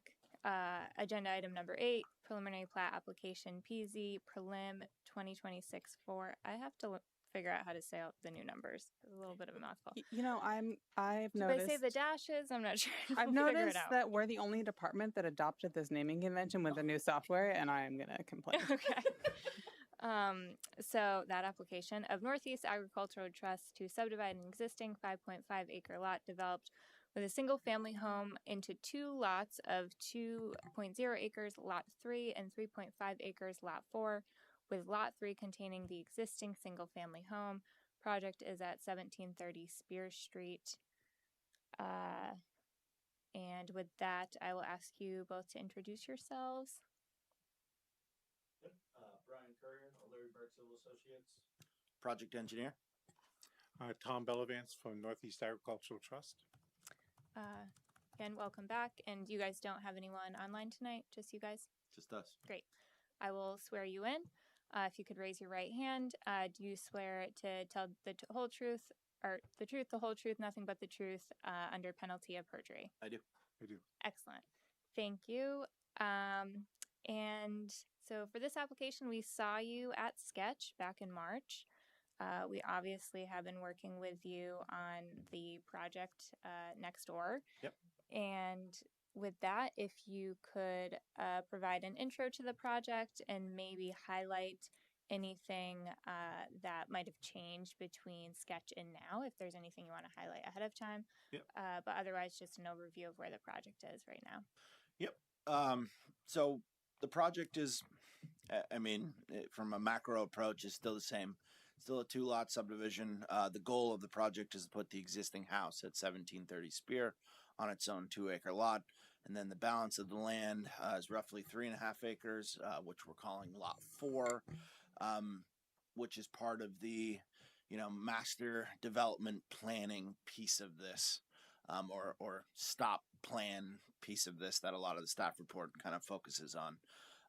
But we're gaining access from the right-of-way, which will be on Lot 1, which is the rear of the 1720 Spear Street property that we're hoping eventually will be approved in a bit of a roundabout way, but we're still hoping that right-of-way will exist shortly here. That will provide the access to our Lot 4. So we're proposing to continue that right-of-way through and then terminate to the rear of what would be Lot 4. I just say that the units and the kind of master planning layout of Lot 4, just for members of the public, is just illustrative at this point. It's just meant to show that we can meet minimum densities moving forward. We can meet civic space requirements. There's other staff notes wanting some consideration for stormwater, which we've left out here, but it is possible to meet minimum densities on the rear of the lot, Lot 4.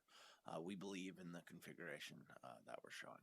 Excellent, thank you. We don't have any intentions of building that at this time. Right. Yeah, this is for the granting the subdivision purposes. And on that note, staff also notes that we understand that the intention of the subdivision is to leave as many possibilities as options as possible for Lot 4. So understanding that this is just conceptual to show that and to retain some options in the future. Okay, and because we have some history with this area, and again, we saw this project at Sketch Board, are there any initial questions before we jump in? Okay. And with that, we will start at comment number 1. And so this is under comment is staff recommends the board require the applicant to revise the computation of buildable area in the subsequent computations which depend on it to reflect that the class 3 wetland and buffer counts towards the buildable area. And my understanding is that the class 3 wetland and the buffer are being accounted here because they're the level 2 resource area as opposed to the level 1 resource area, so that it does count towards the buildable area. Yep, and we can add, it changes it from about 2.6 acres to 2.9, so it's not a huge increase. I guess I'm a little, we can't build there, but we're carrying the density for it on a minimum basis, but it's not a huge difference, so that's okay. Okay, thank you. And we are moving on to item number 2. And this is under development connectivity. And so here, staff considers that though the applicant has no plans for development on Lot 3 at this time, staff considers that it has development potential for as many as 16 lots, and therefore continues to recommend the board require that the applicant maximize connectivity to Lot 3 by providing connectivity to the proposed roadway via an access easement across Lot 4. Otherwise, Lots 3 and 4 could be sold separately, barring future connection opportunities. Do you have thoughts on that recommendation? We can certainly provide the easement. Okay, yeah. Excellent. Board, anything on that? No. Item number 3, civic spaces. So, so given that no development is proposed at this time, staff recommends the board consider whether to permit modification of this criteria such that the provision of a conceptual civic space is satisfactory. So, again, the applicant has presented a conceptual civic space location, and the question here is whether us as a board would be amenable to that. I think it's reasonable here. Did anyone have any concerns or thoughts on that? Okay, and I'm sure that works for you, as that's how you've presented it. Yep. And yeah, just to highlight, for purposes of getting agreement here, that means that we would have a condition requiring the creation of a civic space lot at the time of development of Lot 4. So that would be a condition that you would see. Yep. And so continuing the civic space discussion, the applicant has shown Lot 4 as having a 50-foot right-of-way, and the civic space fronts on that land. Staff considers the applicant to have sufficiently demonstrated the civic space can have frontage on or direct pedestrian access from an abutting street, and recommend the board require it to be developed in such a manner as a condition of future development. So, board, I think that condition makes sense here. Sufficient evidence support it. And then again, just to confirm, that would be a condition of approval that you would be comfortable with. Yep. Excellent. Thank you. Moving right along to comment number 5. This is under minimum residential density. So here, staff recommends the board require the applicant to revise their illustrative plan to show an area for stormwater practices, to relabel the shared drive as a road, and to provide a temporary turnaround and either revise or remove the setback lines at the final plat stage of review. And again, we understand at this point the illustrative plan is just conceptual, but these are kind of some of the tangible components we need to have reflected. Sure. Yeah. Yeah, that's fine. Okay. So you're good with incorporating all of those and don't see a problem with those incorporations happening? No. Okay. Board, anything there? Great. Okay, moving on to comment number 6, resource identification. So when we were at Sketch, we had talked about identifying exceptional features in the wooded area that currently exist. So noting that these exceptional features of the wooded area have not yet been identified, and identifying those might result in, or, could inform the layout that might be proposed at Lot 4.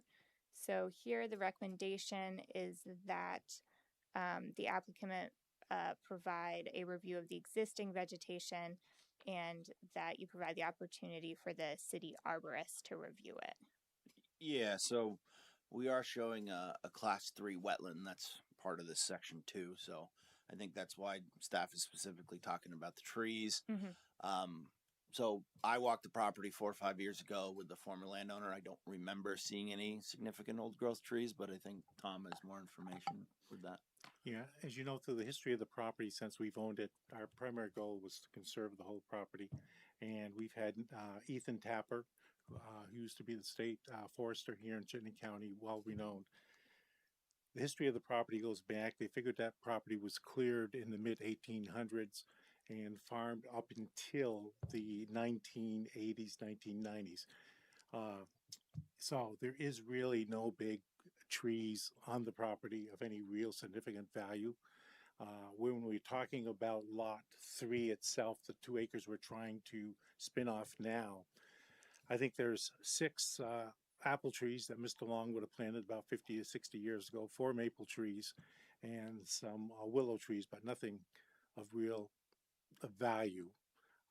So if at all possible, if it could move the project along sooner, I would like to be able to get lot 3 subdivided, and we do a more in-depth look at lot 4 when and if it ever gets developed. Because again, there's not much value in lot 3 itself as far as trees or, of 20-inch diameter. Yeah, I think part of the intention of this comment is if there were anything significant identified on lot 4, for then that to be taken into account when you're doing your conceptual plan. It sounds like what you're presenting here is you're not anticipating that anything substantial is going to be identified based on your, understanding and of the property's current condition. So I guess the question there, just to move into item number 7 a little bit, making sure that we're speaking about all the things that might be of significance. Staff has noted trees of 20-inch caliber, specimen trees or witness trees. And so it's your position based on your understanding of the lot that there wouldn't be any of those features present, or there might be present and you want to identify those when lot 4 is developed. The latter. I'd like to identify those when lot 4 is developed. As you know, if there is trees of significant value, we're going to want to protect those because they're valuable. But walking through there, there's a few pine trees back there. A lot of the valuable bigger trees actually sit on lot 1 of 1720 Spear Street. It looks like most of 1730 is just grown up old pasture land with minimal value. And we'd be happy if the city arborist wants to walk it between now and when we submit final. That's perfectly fine. If he identified something that he thinks is of value or that him and Tom agree are of value, then we'll certainly put it on the plan. But it is a conceptual layout at this point. If the road shifts 10 feet one way or the other to save a tree, if it's smack dab in the middle of it, it might be really hard to save no matter what. I think that's sort of the point here, right? Yeah. Because it's sketched, we talked about the fact that the road could go on the very north of the site, or it could go in the middle, or it could go at the very south. And one of the many factors that might inform that decision is if there's some really exciting and valuable trees on the property. So I think that's where we're coming from with this comment. And then the fact that it was recommended it's sketch and nothing was done. Right, but wasn't the city arborist supposed to walk it also? Right, to validate the applicant's claims. So you were supposed to do the thing first. Is there any written documentation from when Ethan, is it Tapper, you said? Tapper, yeah. Yeah, I'm sorry, I probably should know who that is, but I appreciate that he has some experience and expertise of value here. Is there any written documentation that he can provide that the city arborist would be able to review? I can take a look to see what format that was presented to us in, yes. I guess what we're our concern isn't necessarily that, we can certainly locate anything 20 inches and greater at final. We just don't feel coming back to you again for a preliminary is of significant value.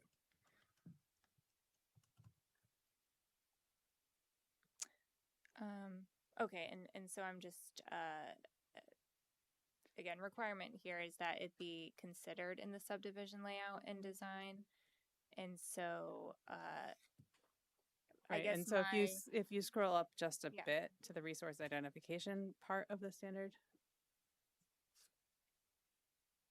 this is where we're coming from with saying for preliminary plat, right? Because it says to be considered. Ted's face is in the way. Sorry, Ted. No offense.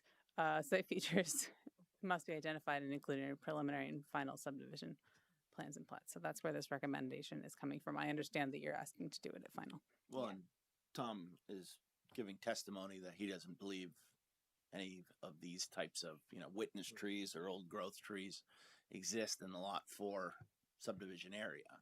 He's saying if there are there, he believes they're on what would be Lot 1, which is obviously the habitat, or the remaining lands, the habitat subdivision. So that's our position on that piece of this. If between now and final, the city arborist wants to walk it and confirm or give, an alternative viewpoint, we can certainly take his comments into consideration, shoot whatever tree he wants us to shoot, see where it lands on the plan. And if we got to shift things a couple feet or slide a unit a little bit one way or the other, it's not like I'm grading it or doing plan and profiles or anything like that. It's not a huge deal to slide things a little bit. Yeah, and just revisiting this because it was flagged at sketch, and just wondering the board, are we comfortable with the evidence testimony that's being provided here at preliminary, knowing that the city arborist will be looped in at, or a more detailed look will be looked at final, and the consultation of the city arborist will happen then? I mean, from my standpoint, yeah, we're providing testimony for someone who's familiar with this. Yeah. Yes. Yeah, just to clarify, it's not the city arborist's responsibility to do the work. It's a responsibility to review the work. Yeah. Okay. Appreciate that. Yeah. Okay, everyone comfortable with that? Okay. Thank you for the testimony. We will move on from that and expect a more robust review to be presented to us and the city arborist at final. Right, so as part of the final plan, it'll be a condition. It'll be more clear in the condition. Oh, okay. Thank you. And I'm sorry, I don't mean to make this confusing, but is he could you ask him to walk it between now and? No, we can. The city's responsibility is to review your application, not to do your work. Well, it's a bit subjective what he feels is a tree that should be saved and what's not. So we don't feel any trees should be saved. I think it's the city arborist's job to then tell us otherwise, no? Well, wait a minute. If we back up to an earlier comment, I gave you some guidelines of trees with 20-inch calipers. Yeah, specimen trees and witness trees. That's objective. That's not subjective. No, but that's not part of the reg. I mean, if the board would like to see a plan with anything 20 greater at the next step, we can certainly do that. Is that? Yeah, that's what's being requested. All right. Yeah. Okay. Or witness trees, or what was the other one? Well, that's what I mean. They're kind of subjective terms, right? Yeah. So specimen trees. I think if you asked a professional arborist, they would understand what those terms mean. Okay. I mean. Okay. Okay. Those are the types we're gonna look to be identified, and then the city arborist can review what is presented. Okay. All right, moving on to comment 8. So this is about how old the wetland delineation is, and so it's August 6th, 2021. That expiration date will be August 6th of this year, but staff considers that an updated delineation will not have a substantial impact on the subdivision and the conceptual plan that we're looking at here. So recommendation is, instead of requiring an updated delineation, staff recommends the board include a condition of final plat approval that the first application for development be accompanied with an updated wetland delineation. Yep. So you're comfortable with a condition like that? Yeah. And board, are we comfortable with that in this case? Excellent. This is item number 9, also under resource protection. So the applicant is proposing to incorporate the Class 3 wetland and buffer into Lot 4 If the board supports staff recommendation and number 8 above, addressing the redelineation at a later time, the staff recommends board include a condition of final plat approval, but that the applicant provide a plan showing the delineation at the time of development or future subdivision rather than on the subdivision plat for this application. I think I want to change this. Okay. I think I wanted to say in addition to on the subdivision plat for this application. Oh, okay. rather In than- addition instead to. of rather than. Okay. So with that recommended condition, applicant, is that Yeah, something that's fine. you're agreed to? Board, any other thoughts on that? Okay. We will move forward with that.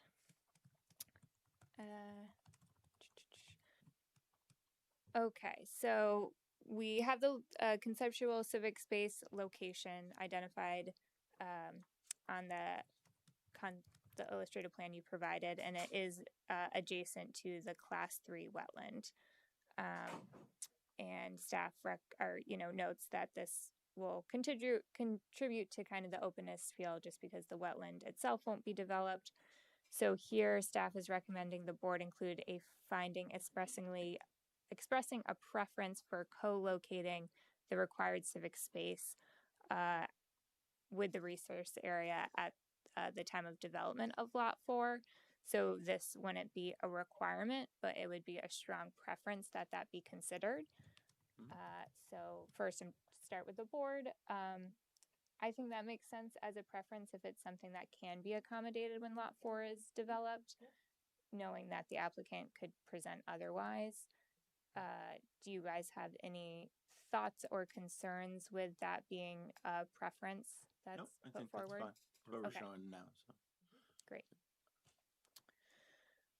All right, item 11. This is under street grid. So at the time of this writing, the proposed subdivision of lots 1 and 2 at 7020 Spear Street has not been approved. Staff recommends the board require the applicant to provide demonstration in the form of a proposed easement document of Lot 3 having access to South Point Drive as part of the final plat application. Oh, that probably should have said lot 4. Sorry. No, that's fine. Lot 4, yeah, having access South Point Drive. So is that providing a proposed easement document at the next phase? Is that something you're willing to provide? We could either, it'd be an easement from Tom to Tom at this point. Well, it'd be an easement from no, I understand that. But land. The that right of way will be created in the future. I was kind of assuming that. Well, if we can do it kind of independently of the 1720 this route, then that's fine. Right. Yeah. So that allows this subdivision to advance regardless. I'm getting where you're going now. Yeah. Yeah. Okay. I was going to say it's going to happen anyway, but why tie the two together? Sure. Yeah. So for my clarification, do you want that easement to run to the city or? No, to the benefit of lot 4. Yeah. Okay. Yeah. And because from our perspective, we grant this, subdivision, you could sell the lot, right? No, so I'm picking up where you're going now. So great. All right, and then we have. I guess there's something I don't understand. What do you mean, provide demonstration in the form of a proposed easement deed?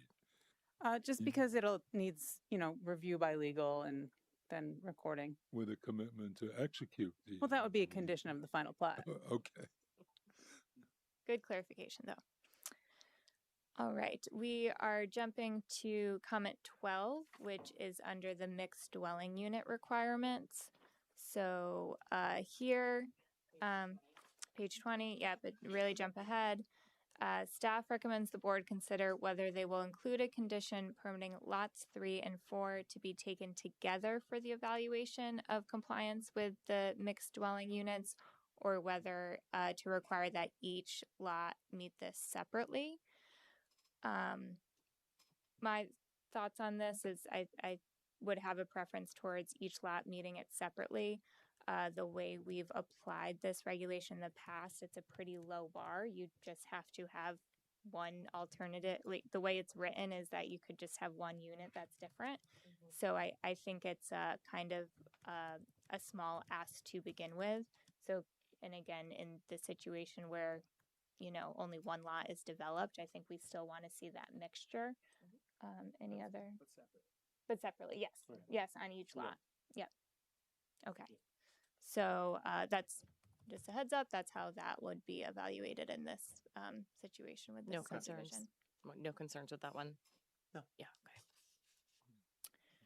All right. Jumping to comment 13, page 22, under utilities and services. The sketch plan report indicated appropriate locations for electrical, natural gas, telephone, and internet needed to be shown on lot 4. Staff recommends the board require the applicant to provide a feasible concept for provision of these services. And staff notes here that the requirement here is different than the public utilities because as private utilities, the city can't independently confirm their availability. So that's why we're looking for the conceptual to be reflected on the concept plan. Okay. So are you looking for like an easement or just for us to draw the line or? Yeah, showing where they're Like going to a come, serve which letter? direction they're coming from. Okay. Just Real location. as high level as possible. Yeah. Okay. I thought it was on your sketch plan. You just turned your mic off rather than on. I thought it was on the sketch plan, that easement for the. I think it was, but that easement was a large discussion point of it. I think we had access When and it was utilities. sewer, I think is what it was Yeah, I labeled. think it's because we had the word access in there, so Right. we can just bring that back. So what you're saying is that there are wire served and gas utilities. Yeah, I in mean, there's space. power and communications on Spear, South Point, North Jefferson. It's all over the place out there. Okay, so you can reflect that. Yeah. Yep. Great. So moving on to comment 14 under renewable energy facilities. So this requirement, again, is to support renewable energy facilities. There is a laundry list of facilities. You could include one or more of these. So we're looking for this to be addressed to show that one or more of these will be integrated. Oh wait, sorry. This is what happens when we go to 9:30. So staff considers that the illustrative plan does not raise concerns that you would be able to integrate at least one of these. So no additional review at this time. Board, would you concur with that determination? Okay, thank you. All right, last item is on inclusionary zoning. So staff recommends the board require the applicant to provide a proposal for managing inclusionary housing requirements across lots 1 through 4 as part of this final plat application. And so that's, you know, speaking to how those requirements would be managed and reported across the different lots. Yeah, so this is so they're not doing 4 pockets of development that all are less than the affordability, you know, yeah, basement, I guess. So they're all going to be looked at all the same. Yeah, I think that's fine. I think that's right. All Yeah, 4. so the question is like, how are you going to make sure that is done? And typically, you know, it'd be like an HOA or a business association saying like tying the lots together for the purposes of inclusionary. So it'd be like a limited declaration of common community or something. If Habitat's doing 12 inclusionary then you're homes, covered for the rest of it. You're golden, right? Yeah. You can get up to 120 total. Right. So maybe that'd be a benefit to you to tie them all together anyway. Yeah. Well, that was kind of, yeah. Part of thinking. So is that alone acceptable for this piece, or do we need? Well, so there needs to be something that ties the lots together for management of making sure that that's met. So like if Habitat falls apart, there's still going to be the inclusionary requirement. And when you say tie them together, you mean in some sort of master No, plan? Like not a master plan. More like a common interest community kind of document. Yeah.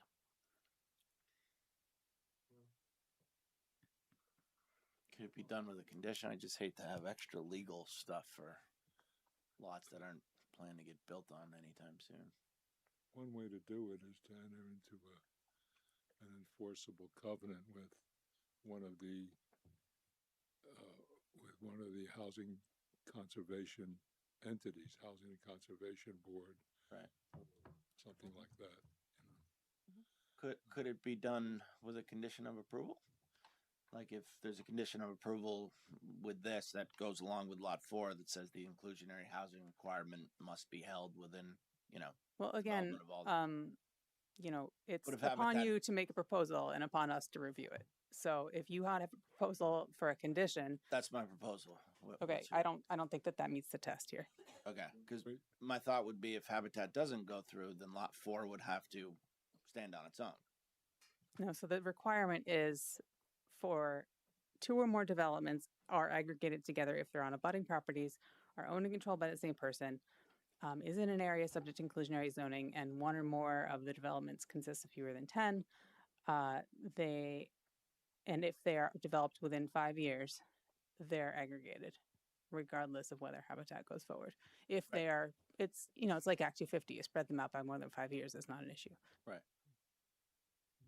So I'm wondering if, because that's part of the regulations and there would be a condition for inclusionary housing, why we need to do the extra step of more legal work to do a declaration or a covenant or whatever to tie all 4 lots together. Just seems heavy-handed, I guess. I mean, this is at the time of subdivision, they are owned or controlled, and so this condition applies. But at the time of development, they may not be. So that's why it needs to be Oh, I see. locked in now.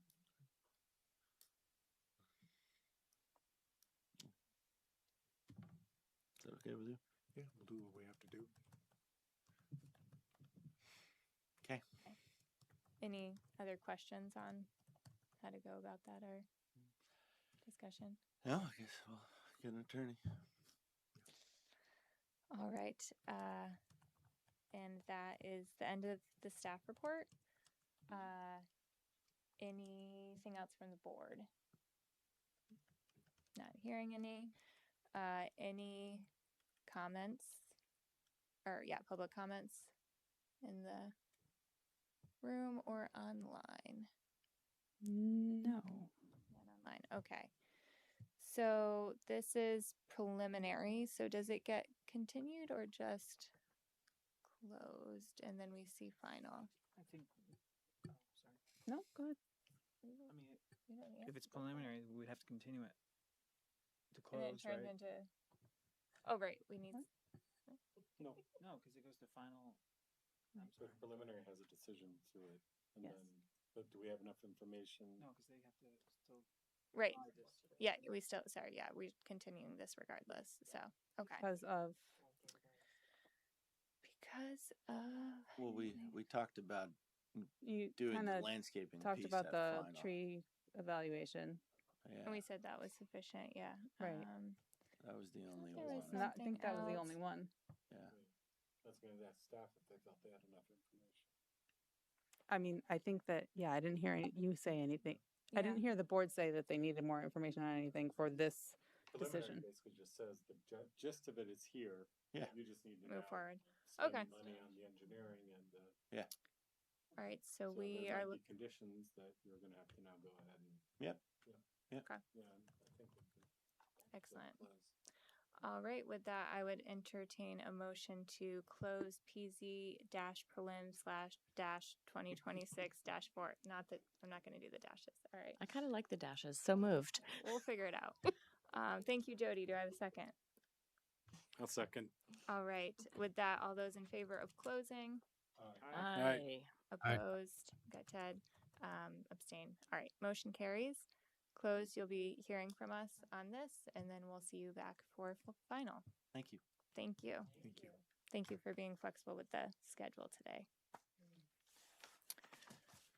Okay, with that, we are moving on to minutes of June 16th. Any edits, comments, or discussion on the minutes? I would like to propose an amendment to the minutes that Dawn announced it was her last meeting.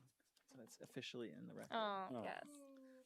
That was probably around announcements.